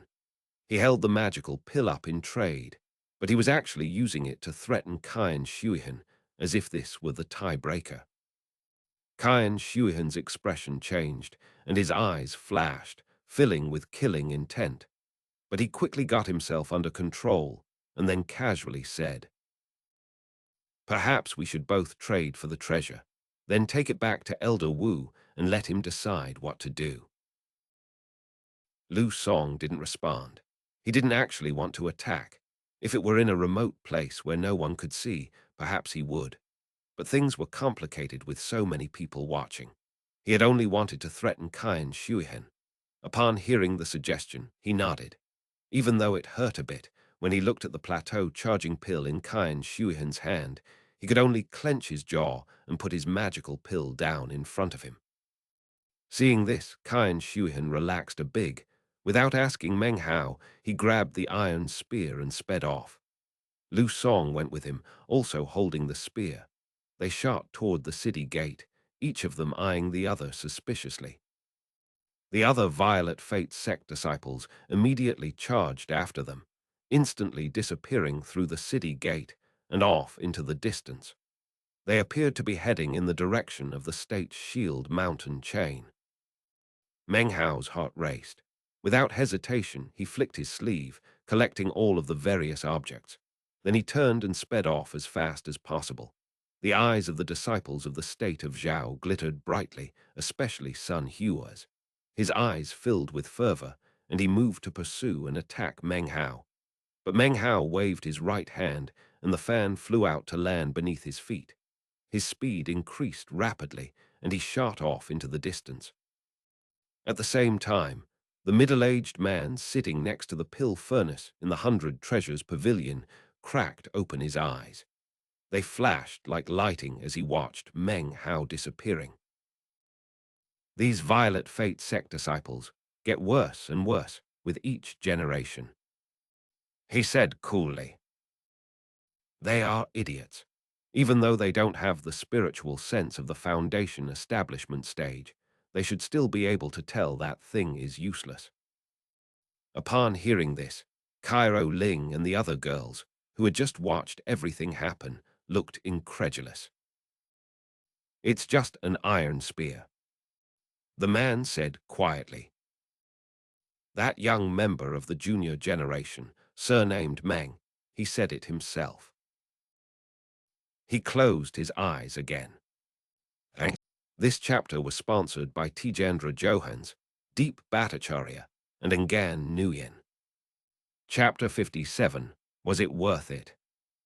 Meng Hao felt quite conflicted. He stood on the treasured fan he had just acquired, using as much spiritual power as he could muster to flee at top speed. He feared that if he was even the least bit slow, he would be attacked and robbed. First I offended eccentric song, sighed Meng Hao. And then the Violet Fate sect. But it's not my fault. They forced me to trade. In his mind, he was innocent. At the time, he had no choice but to trade the spear. Sighing repeatedly, he pushed himself to go faster, getting closer and closer to the state's Shield mountain range. I need to find a place to hide for a while. If someone catches up with me, I'll be in great danger. Meng Hao frowned. The power of the treasured fan faded, and he dropped to the ground, tucking the fan away and starting to run. When will I be able to reach Foundation establishment? Then I'll be able to really fly. 2 days passed, during which time Meng Hao didn't rest at all. He just kept running, thinking about how he hadn't rested at all since Shangyuan Zhu began to chase him on Mount Daqing. But he had no choice. The thought of what would happen if he didn't was too ghastly to contemplate. Meanwhile, deep in the State Shield mountain chain, atop the plateau next to the treasure mountain, Wu Dinkyu held up a go-piece, smiling broadly. After thinking for no less than 1 hour, he slowly put the piece onto the board. Eccentric Song's face was like iron. With a cold snort, he slammed a piece down onto the board. Eccentric Song, your cultivation base is so refined. You shouldn't allow yourself to be in such a mood. Wu Dinkyu stroked his beard and laughed. He looked as calm as a cool wind. Cultivators of our generation should be able to settle our qi and calm our minds. Even with mountains crumbling around us, our expressions shouldn't change. But look at you. Are you really so ill at ease because of some nobody from the junior generation? If our positions were switched, you would be the same, said Eccentric Song sourly. Absolutely not. If I, Wu, were in this position, I would only offer praise and would certainly not feel anger. In the Violet Fate sect, we cultivate our disposition and would not allow something like this to arouse our anger. No offense, Eccentric Song, but as far as this type of cultivation goes, you really have something to learn from the Violet Fate sect. Wu Dinkyu laughed, obviously quite pleased with himself. How about this? He continued. After we finish this game of Go, you can come with me to the Violet Fate sect. I will allow you to peruse our moral cultivation manual, and then you will understand what it means to settle the qi and calm the mind. Wu Dinkyu's smile was so wide that wrinkles appeared on his face. Eccentric Song harumphed, refusing to respond and simply looking off into the distance. Wu Dinkyu's smile grew stronger, and he too looked off into the distance. Shortly, 2 figures could be seen racing toward them through the forest. It was Qian Shuihen and Lu Song. They gripped an iron spear between the two of them as they made a beeline for the plateau. They were followed by a small group of other Violet Fate sect disciples. Qian Shuihen and Lu Song stepped foot onto the plateau, and both began to speak at the same time. Greetings, Elder Wu. Disciple has accomplished the task. I have acquired the treasured item through trade. Greetings, Elder Wu. Fortunately, I have not failed in my mission. I was able to trade for the spear. Eccentric Song's face was grim as Wu Dinkyu's laughter rang out. Excellent. Good job, you two. He laughed. I will take it upon myself to promote both of you to the inner sect. You didn't cause any problems for that kid, did you? I am pleased to report that we made a fair trade, said Kyan Shuihan hastily. Next to him, Lu Song nodded fervently, looking excited. We didn't cause any problems for him. Eccentric Song, come, let's take a look at this treasured, divine spear. Wu Dinkyu laughed. He flicked his sleeve, and the iron spear flew toward him. The instant it touched his hand, Wu Dinkyu's expression changed. His eyes flashed as he examined the spear closer. Grim-faced Eccentric Song also took a close look, whereupon his eyes began to shine. He stared open-mouthed, then suddenly smiled. Wu Dinkyu's expression grew more and more unsightly. No matter from which aspect he looked at the spear, it was ordinary in nature. Refusing to believe that it was true, he pointed the spear at a random demonic beast further down the mountain. The creature didn't even notice. The expression on his face was unsightly to the extreme. He slowly raised his head, looking coldly at Kyan Shuihan and Lu Song.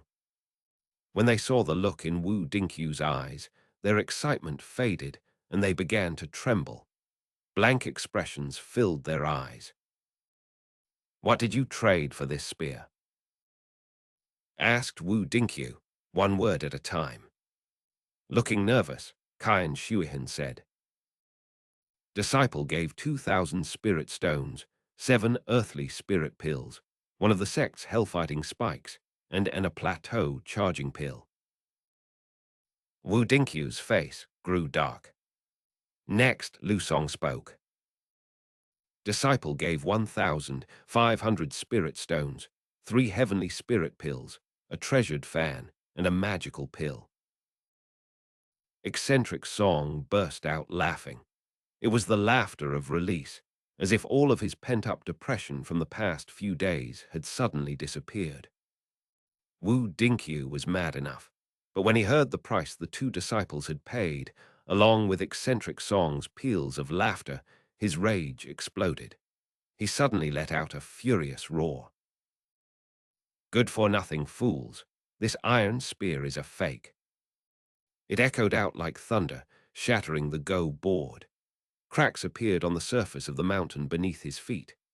Kyan Shuihan and Lu Song tumbled to the ground, blood spraying out of their mouths. Their heads spun as Wu Dinkyu's single word echoed in their hearts. Fake. They were stunned. This word thundered out in all directions along with his roar, filling nearly half of the entire state Shield mountain range and reaching even eastern Refinement City. It eventually reached the ears of Sun Hua, filling him with confusion. After a moment, his expression changed, and a look of shock filled his face. The spear was a fake. He looked at his companions, and looks of realization appeared on their faces as well. It couldn't be that the iron spear that was a fake, could it? Inside the 100 Treasures Pavilion, Cairo Ling was in the midst of introducing a magical item to a cultivator when she heard the noise outside. Amazed, she thought back to Meng Hao's iron spear, and a strange look appeared on her face. Next to the pill furnace, the middle-aged man opened his eyes, and they flickered with a mocking expression. Without a word, he closed them again. Far away from the plateau in the State Shield Mountains, Meng Hao lowered his head and ran even faster. Eccentric Song's splitting laughter undulated throughout the mountains. Wu Dinkyu's face couldn't look more horrible.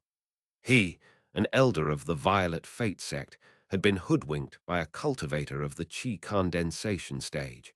Even though it didn't directly involve him, he would definitely lose face when word spread. He wanted to track Meng Hao down immediately. He turned to look at xianxia and Lu Song, who stood there terrified. He was disgusted, but in his heart he sighed. These disciples had spent all their days within the sect and didn't have any experience dealing with outsiders. They were flowers raised indoors, inexperienced and incapable of dealing with schemes. With a cold harumph, he tossed the iron spear to the ground and took a few steps forward, casting his senses about in search of Meng Hao. But then, eccentric Song stepped forward to block his way, laughing complacently. "Fellow Taoist Wu, please don't lose your temper," he said. "Your Violet Fate sect stresses the need to settle the qi and calm the mind, to cultivating one's disposition. Don't allow a small matter like this to arouse your ire. When it comes to this type of cultivation, you should really do a bit more research into your sect's moral cultivation manual." Eccentric Song laughed heartily.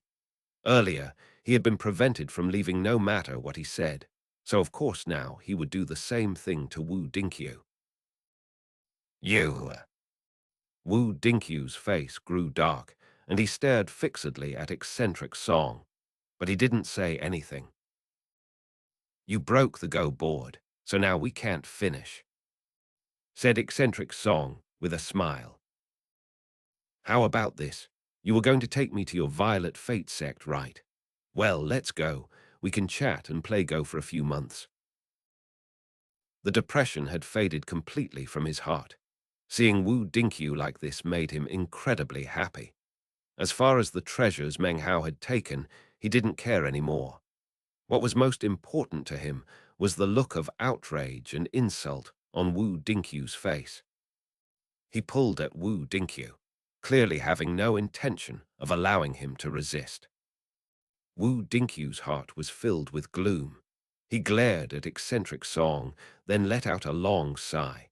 He knew that the man wouldn't let him pursue Meng Hao.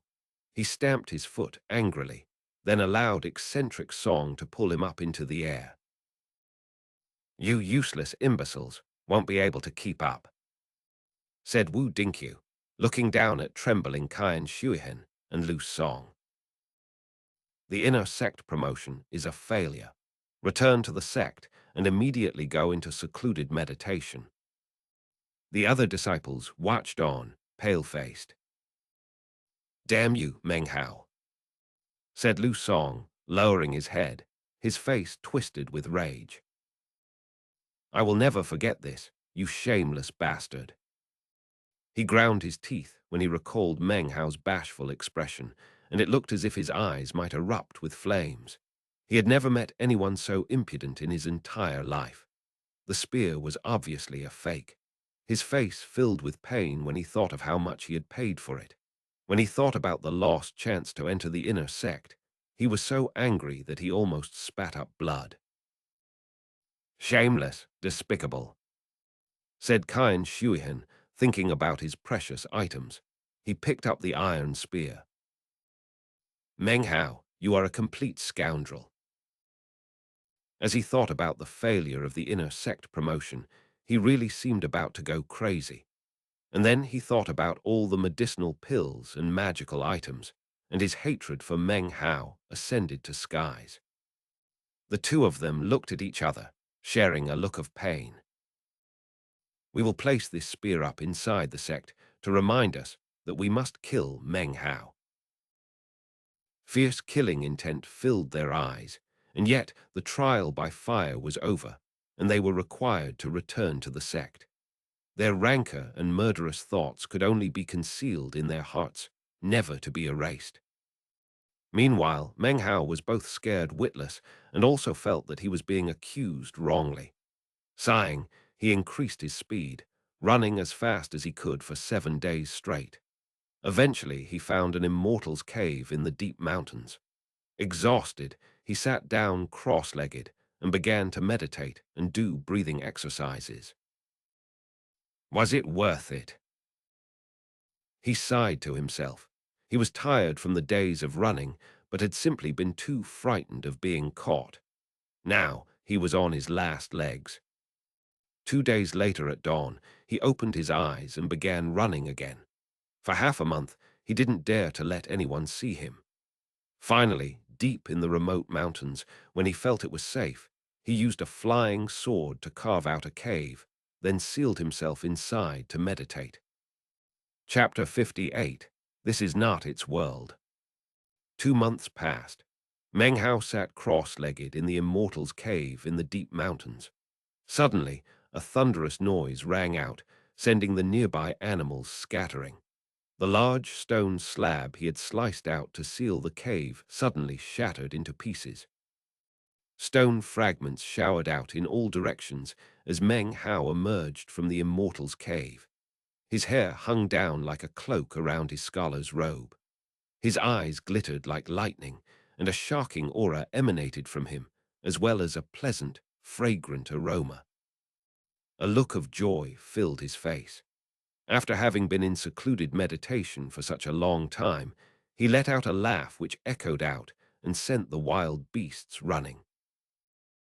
The 8th level of qi condensation. He said, his fists clenched. His eyes shone, which would have been even more obvious were it night time. The 2 months of meditation had begun with a sense of nervousness and imminent danger. Those feelings disappeared slowly as he practiced cultivation. He used over 10,000 spirit stones to duplicate medicinal pills, which he used in his meditation. He did not want to be in a position of danger ever again. He needed to become strong so that he could surpass the people who threatened him. I need to become powerful. There is no other reason. I must become powerful. He stood outside of the immortal's cave, breathing the fresh mountain air, his eyes filled with resolve. He was a simple scholar, a student of Confucianism, but the past 3 years had caused him to become a bit more inwardly focused. After everything that he had experienced, his personality was very different than it had been. His stubbornness was now much more obvious.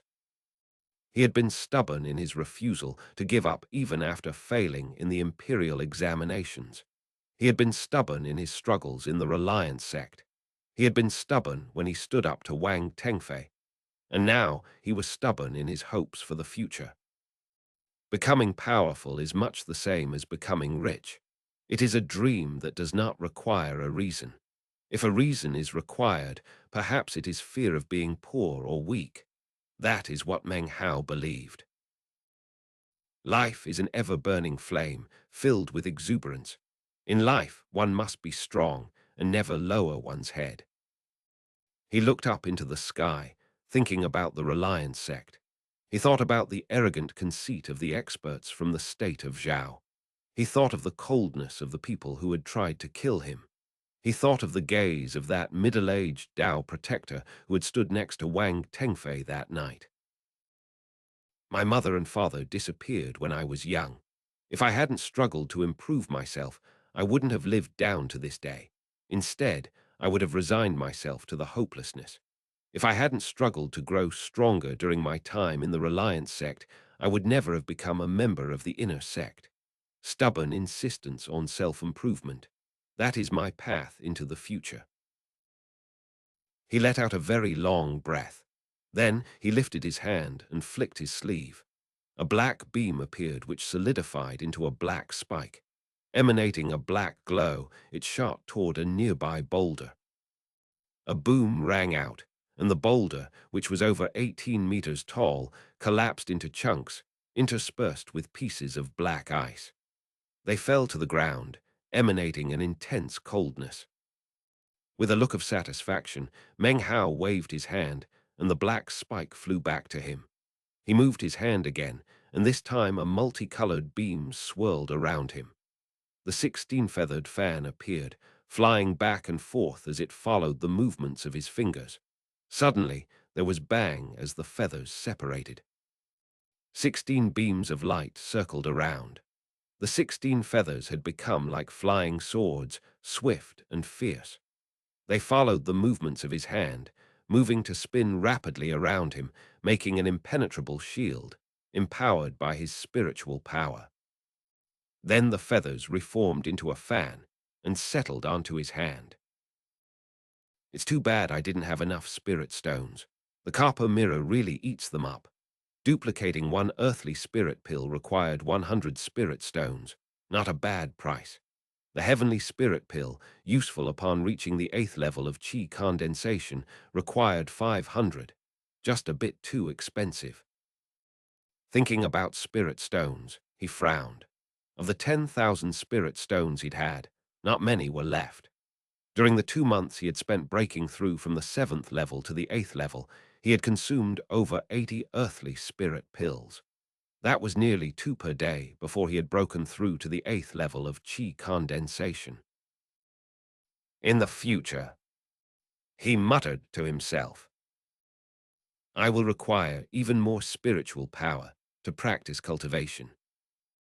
A glance inside his bag of holding confirmed that he only had 5 heavenly spirit pills.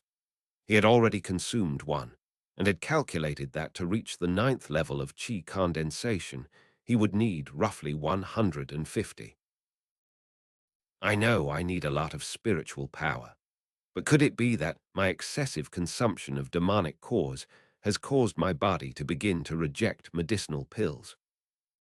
He hesitated, unsure of how to confirm his theory. If he was right, then he might need even more heavenly spirit pills, or perhaps other types of medicinal pills. 150 heavenly spirit pills. That's equal to 70,000 spirit stones. Without them, it will take me a long time to accumulate that much spiritual energy. Plus, my latent talent is only ordinary, so that means it will take even longer. He sighed as he thought about the emptiness of his bag of holding. He had 3 more of the extraordinarily large spirit stones, but he didn't dare to use them. The more advanced he became in his cultivation, the more he realized how rash he had been to duplicate the wooden sword all those years ago. The large spirit stones were clearly extraordinarily special, otherwise he would not have been able to duplicate the Vorpal jade blood crystals.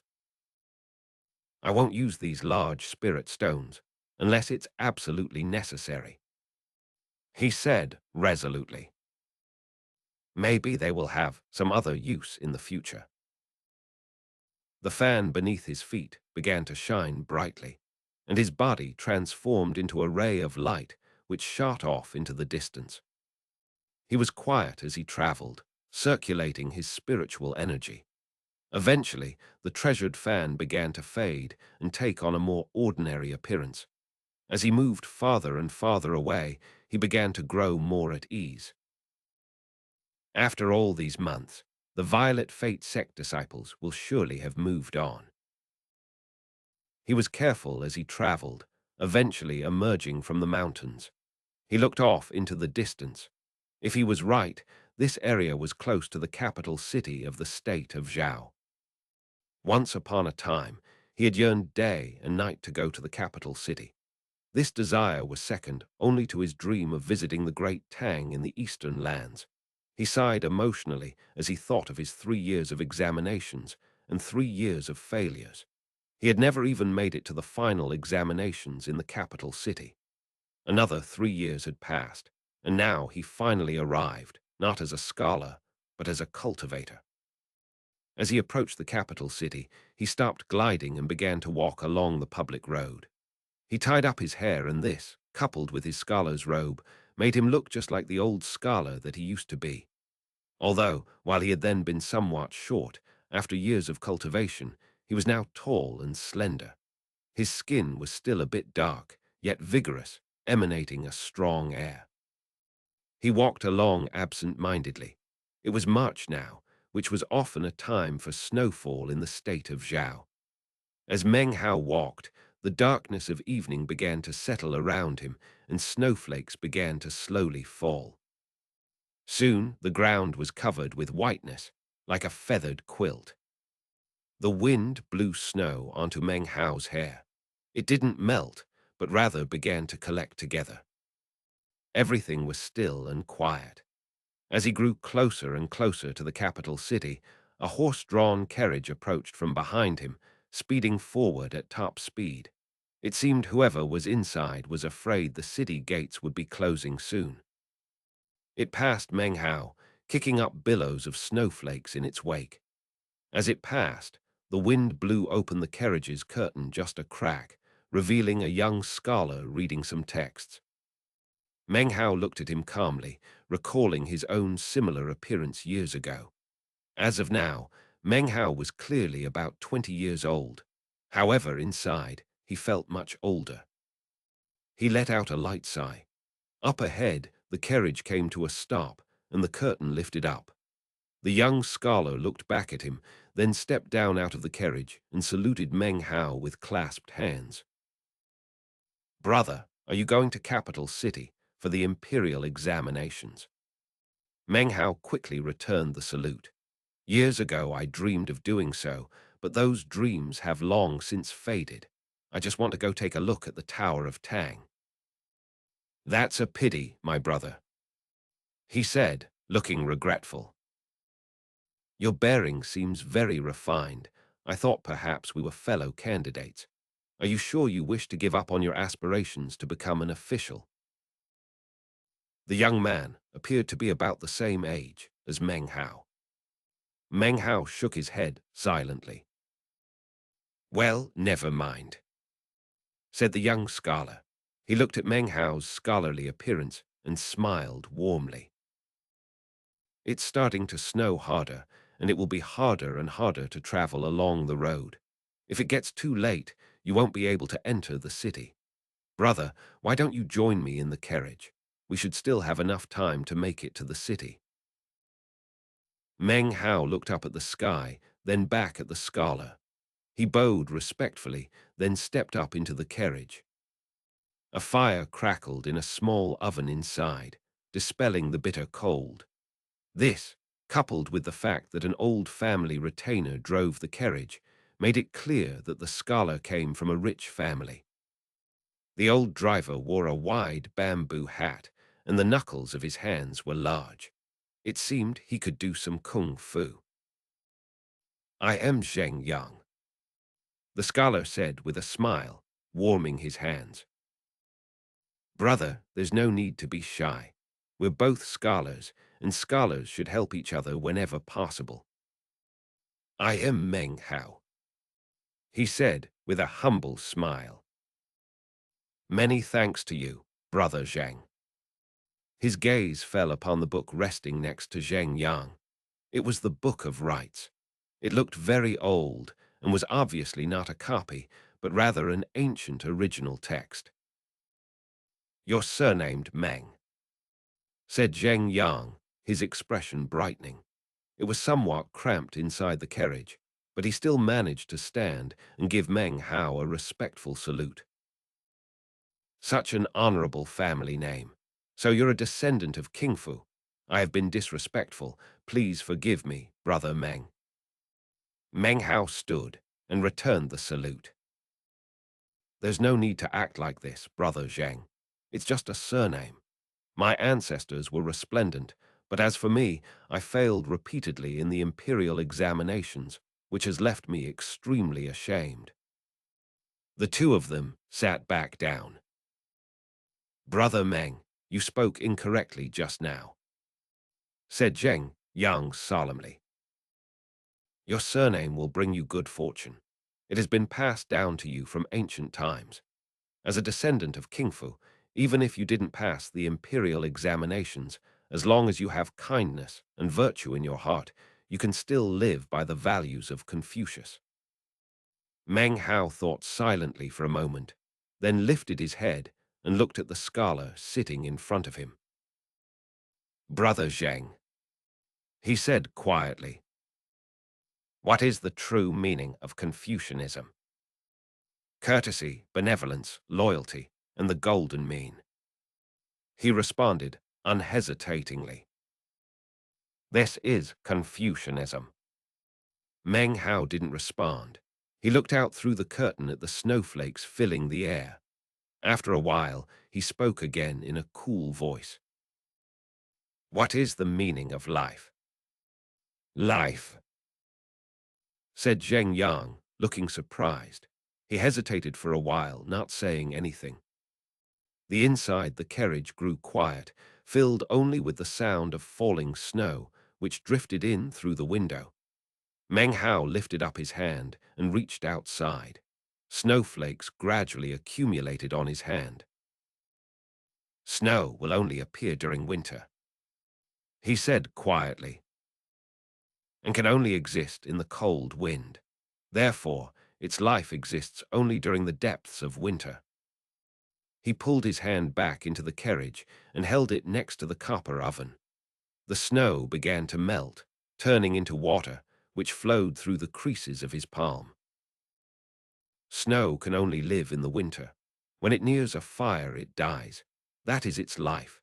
It may yearn for summer, but it can only desire it. In my hand, the snow becomes water because this is not its world. He raised his hand back up and brushed the water off outside the window. There, beyond the vision of the young scholar, it once again became snow. Zhang Yang stared mutely, a deep look appearing in his eyes. Eventually, the carriage entered the city. "Thank you for allowing me to accompany you, Brother Zhang," said Meng Hao coolly. "I shall take my leave." He saluted politely and stepped out of the carriage, then treaded across the snow-filled street.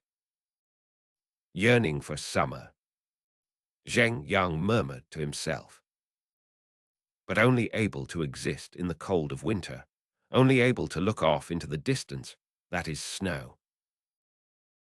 He watched Meng Hao disappearing into the distance. After a while, he got out of the cart and gave a deep bow in Meng Hao's direction. Snow began to cover him, but he knew that as soon as he re-entered the carriage, it would die. He would never forget what had just happened and what he had just seen and heard.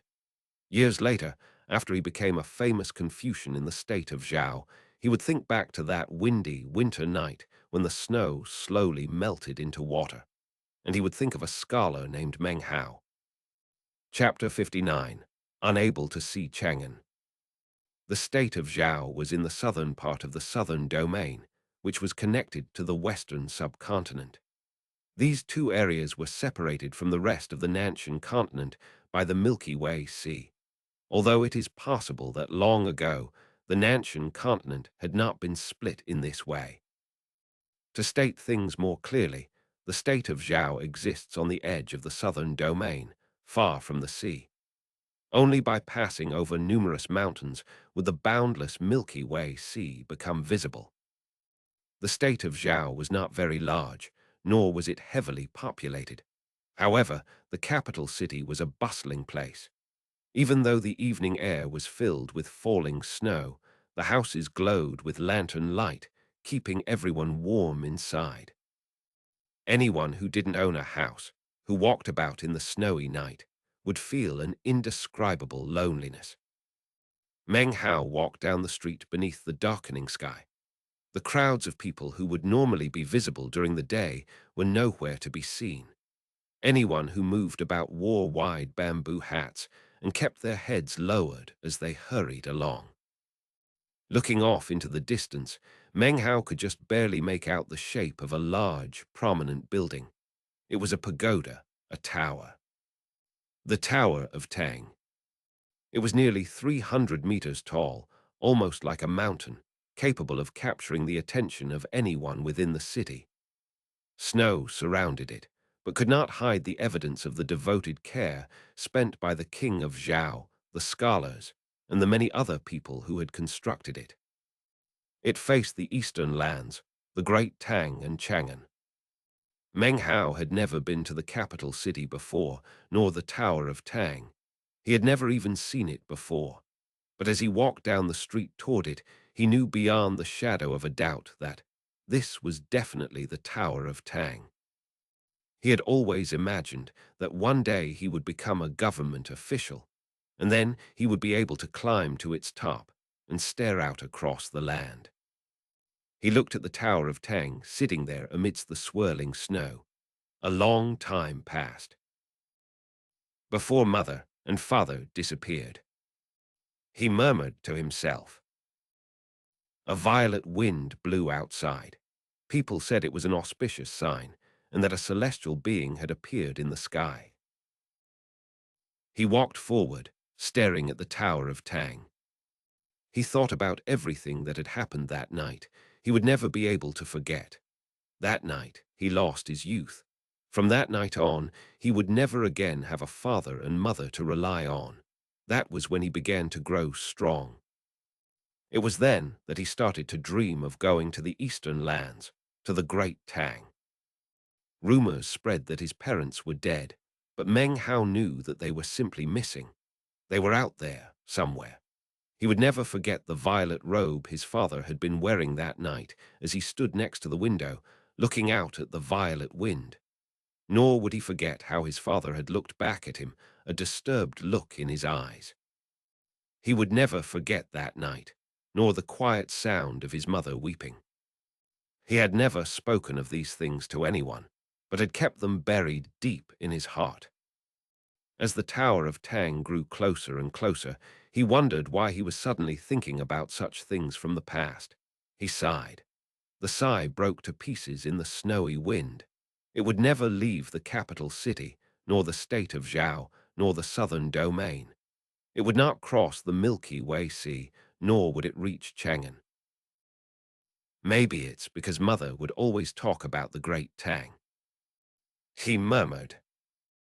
She told me that in the capital city of every nation, there is a Tower of Tang, and people say those towers are the closest you can get to Chang'an without actually being there. As he approached the district surrounding the Tower of Tang, he looked up. The snow fell in heavy sheets, and the winter wind whimpered around him. More and more snow was building up on the tower. From where he stood, he could see clearly that it had been constructed with great care.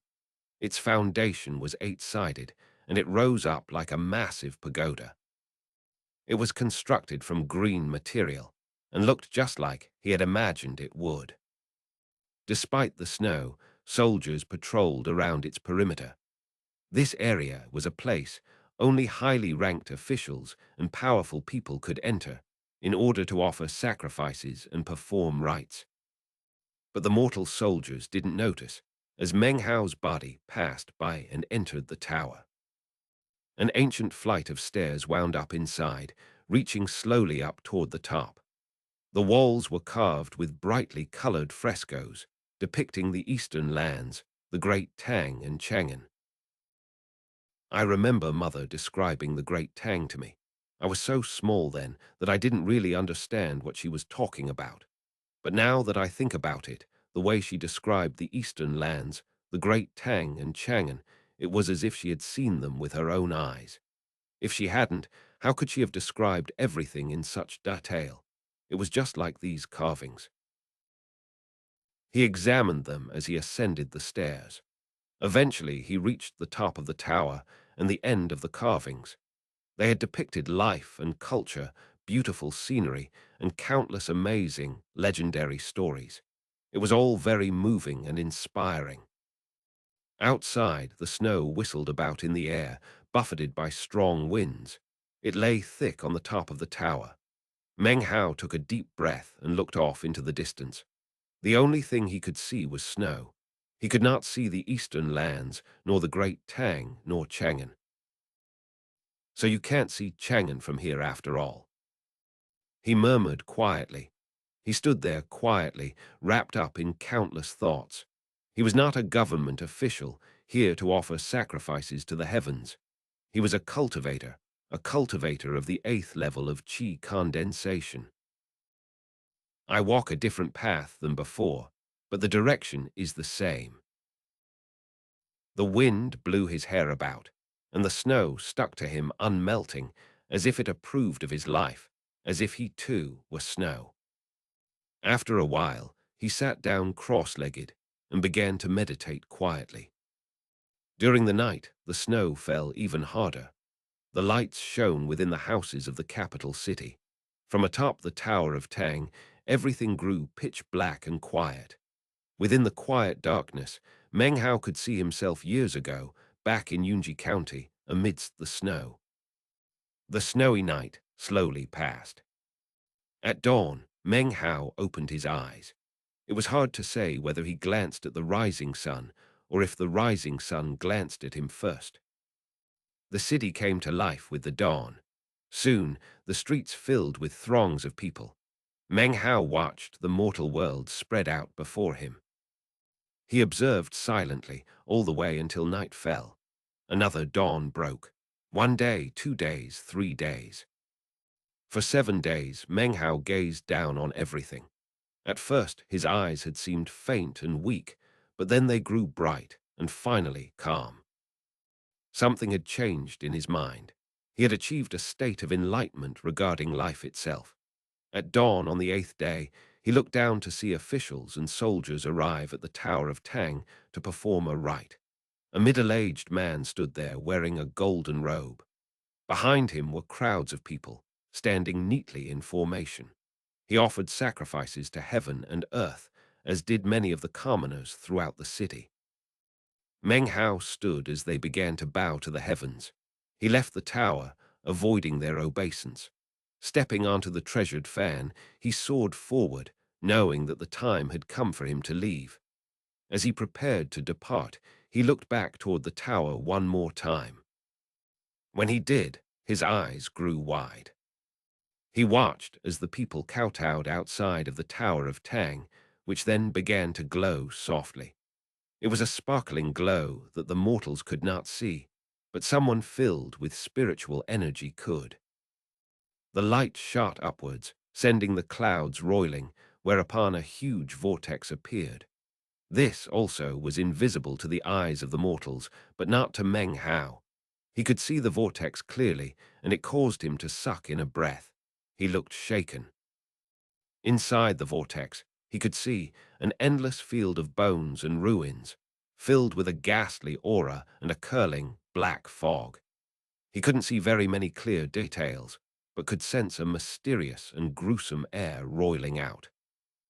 His mind was shaken, especially when he noticed that within the black mist of the vortex was an enormous coffin. There, amidst the ruins, sitting cross-legged next to the coffin, was a shriveled corpse. It suddenly opened its eyes. They were as grey as ash, and within them 7 faint spots of light rotated about like stars. The corpse's vision shot out from within the vortex, straight onto Meng Hao. His heart trembled, and he involuntarily closed his eyes as he felt a stab of pain within them. It felt as if 7 stars were about to appear within his own pupils, the same as those within the ash-grey eyes. Suddenly, withered wrinkles began to appear across his body, and a terrible black mist began to seep out of his pores. Shocked, Meng Hao retreated at top speed. At the same time, the vortex was suddenly sucked up into the clouds. The crushing feeling he had experienced vanished, and everything went back to normal. It was as if what he had just seen had been a hallucination. And yet his body was still withered, and faint wisps of death aura continued to seep out of him. His facial expression changed several times. He looked down at the Tower of Tang. The glow was no longer present, but the people continued to pay obeisance. His face grew dark, and without hesitation, he pushed the treasured fan to its limits. His body turned into a stream of light, and he disappeared into the distance. He soared out of the capital city, looking back toward the Tower of Tang several times. His eyes scanned the sky, and doubt began to rise up in his heart. It couldn't have been a hallucination. The Tower of Tang, what kind of place is it exactly?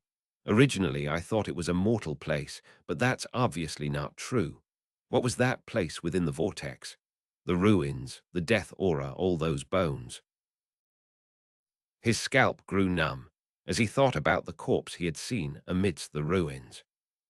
Its eyes had been filled with callousness, grim and ghastly, especially the 7 stars within the pupils of its grey eyes. As he thought of this, his body grew cold and began to drip with sweat. And that coffin. Meng Hao took a deep breath, his eyes filled with fear. Who is inside that coffin, and why did it suddenly appear within the vortex? Why? Does it have something to do with the Tower of Tang?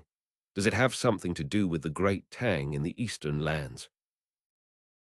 Meng Hao grew thoughtful, looking back yet again at the Tower of Tang. The sense of awe within him grew stronger. He breathed in deeply again, gliding forward a bit before dropping to the ground and running. He was starting to think that being stared at by the corpse within the vortex had been a catastrophe. This chapter was sponsored by Mitchell Kutchuk, Tu Ha, and Hein Horgeberg. Chapter 60, Undispellable Death Aura. The capital city drew further and further away. A long time passed, during which time Meng Hao pushed down the feeling of fear that quivered in his heart. He frowned, scanning his body. It had withered, while before he had been somewhat slim, he was now somewhat emaciated. That problem was secondary to what really alarmed Meng Hao. His body continuously emanated strands of black mist, as if it were burning. It continued to come out of him, no matter how much he tried to wave it away. It floated high up into the air, making it possible for anyone around to determine his location. My body stopped withering, but this weird black aura just won't stop. It's really making me stand out too much. He flew forward as fast as possible, trying to find a place to hide within the mountains. After the black mist finished dissipating, he would come out again. 2 hours later, he sat angrily in the remote mountains. After sealing himself up in an immortal's cave, he'd found out that the black mist could pass through some material objects. Damn it, how long will this mist last? He gnashed his teeth, not daring to stop anywhere. If he did, the mist would gather together above him and become easily visible.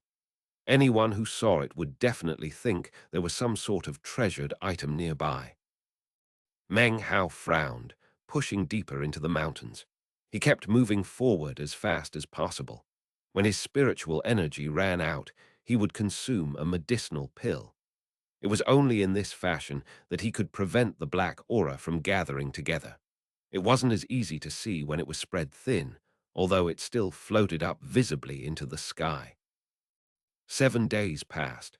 Meng Hao was frightened as well as exhausted, having had no chance to rest. The damnable mist was black during the day, then glowed white during the night. After the 7th day, he could tell that the amount of mist dissipating from his body had grown weaker. In his best estimation, it would take approximately 1 month for it to disperse completely. He didn't dare to stay in the mountains for too long, as he might attract attention. He wasn't sure whether or not the Violet Fate sect disciples had actually left. So he had no choice but to just keep moving forward. On one particular day, he sat cross-legged on the treasured fan, soaring through a forest.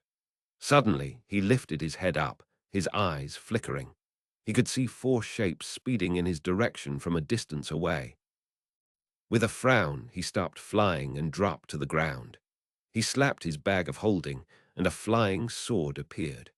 It shot toward an old tree, chopping a hole in it into which Meng Hao entered. He had attempted this method before and found that the mist would not pass outside of the tree. However, after the space of about 10 breaths, the tree would wither up.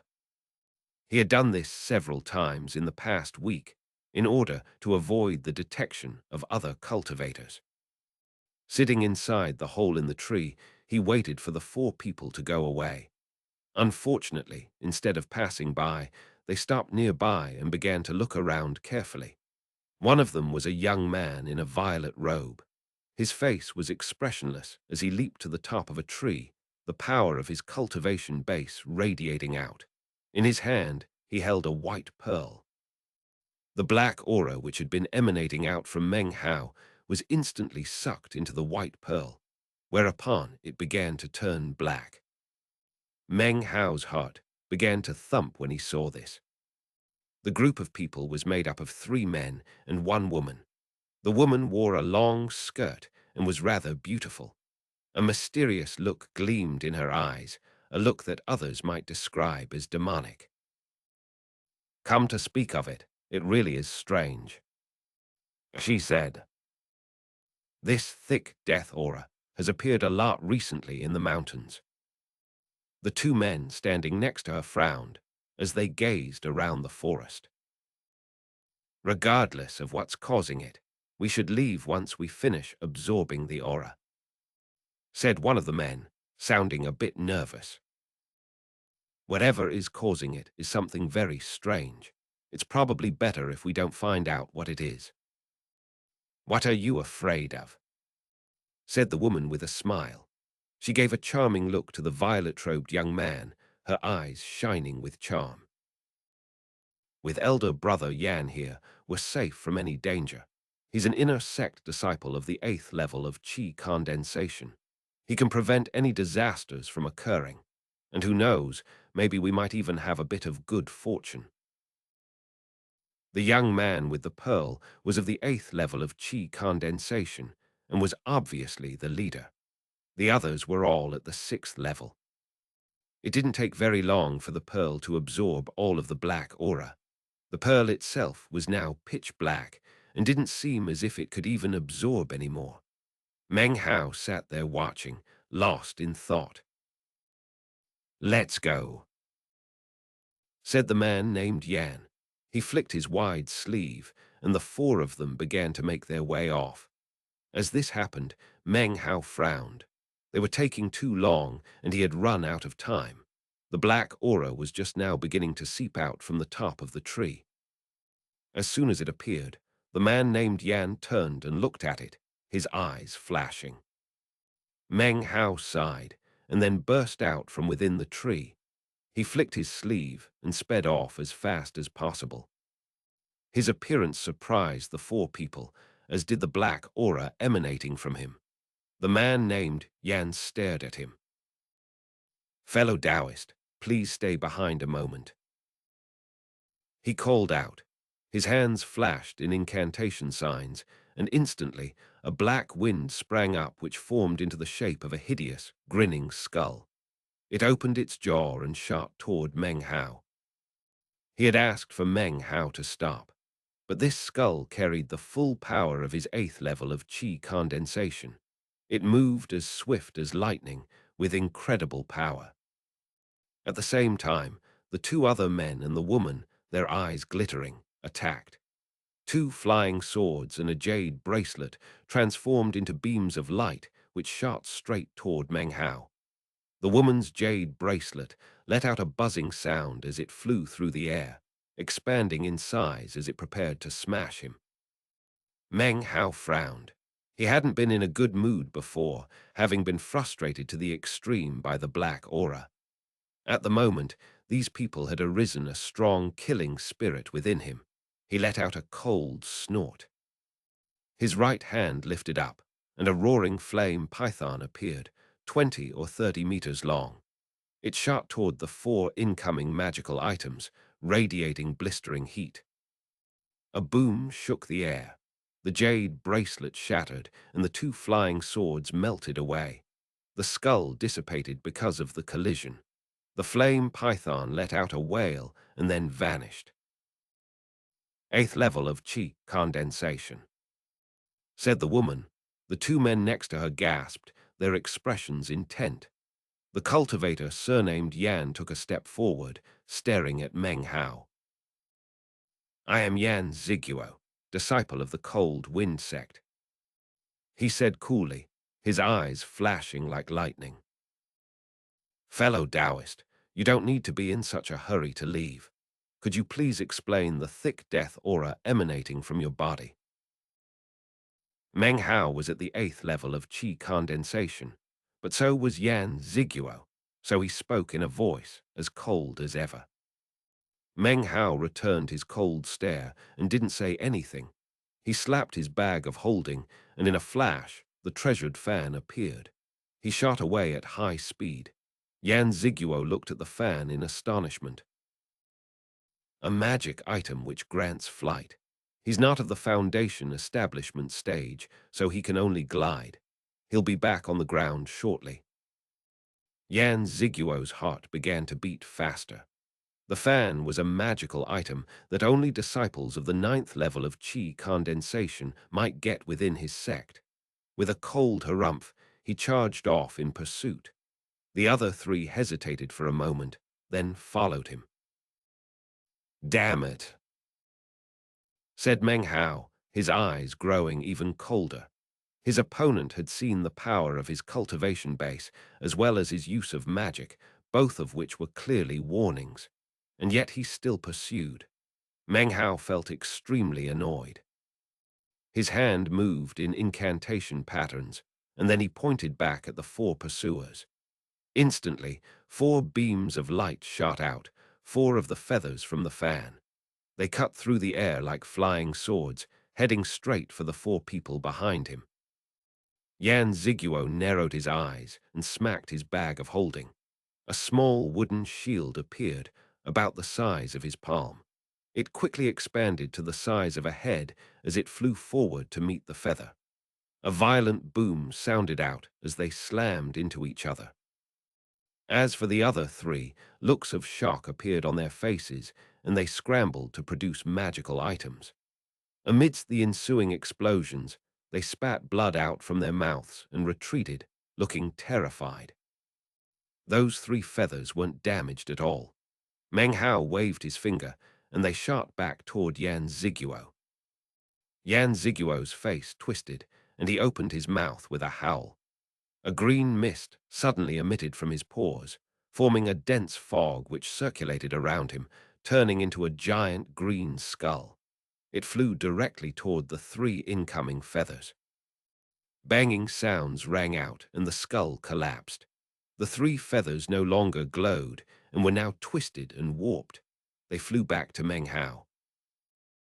"I'm warning you," said Meng Hao coldly, his eyes flashing. "If you keep pestering me." Without finishing his sentence, he turned and disappeared into the distance, his body transforming into a prismatic beam. Yan Ziguo didn't pursue. He glared at Meng Hao's retreating form, his hands trembling slightly within his sleeves. Meng Hao was a stranger to him, and yet this stranger had just casually forced him to use a life-saving art. That fan is not just a flight-bestowing treasure, but a powerful weapon, he said to himself, his heart pounding. He turned to look at his three bedraggled companions. "Have any of you heard of someone from the state of Zhao who is at the 8th level of qi condensation and has a treasured fan?" "Someone so young who is at the 8th level of qi condensation would surely have made a name for himself here," said one of the other Cold Wind sect disciples. "But I can't think of anyone among the three great sects who matches his description." "Who is he? He can't be a cultivator from the state of Zhao, can he?" Yan Ziguo frowned, even more interested in Meng Hao's treasured fan. "Elder brother Yan," said the female disciple, sounding hesitant. "I remember someone mentioned a treasured fan about a month ago. It was elder brother son Hua from the Winding Stream sect. He said that some disciples from the Southern Domain's Violet Fate sect made a trade with a Reliance sect disciple named Meng Hao. One of the items was a feather fan." Yan Ziguo looked shocked. He slapped his bag of holding, and a jade slip appeared in his hand. This was an item distributed to inner sect disciples. Inside was a depiction of Meng Hao, sealed with orders that anyone encountering him were to feel him out to get an idea of how strong he was. The orders were several months old, so Yan Ziguo had mostly forgotten about them. Scanning the jade slip, he looked closely at the picture of Meng Hao's face, and sure enough, it was the same as the person he had just encountered. "So it's him," said Yan Ziguo, his eyes gleaming. His mouth twisted into a cold smile. He was just about to say something when suddenly the ground trembled and the sky above turned crimson. Something shocking was happening not too far away in the southern domain, and the side effects were spreading out to cover the entire area.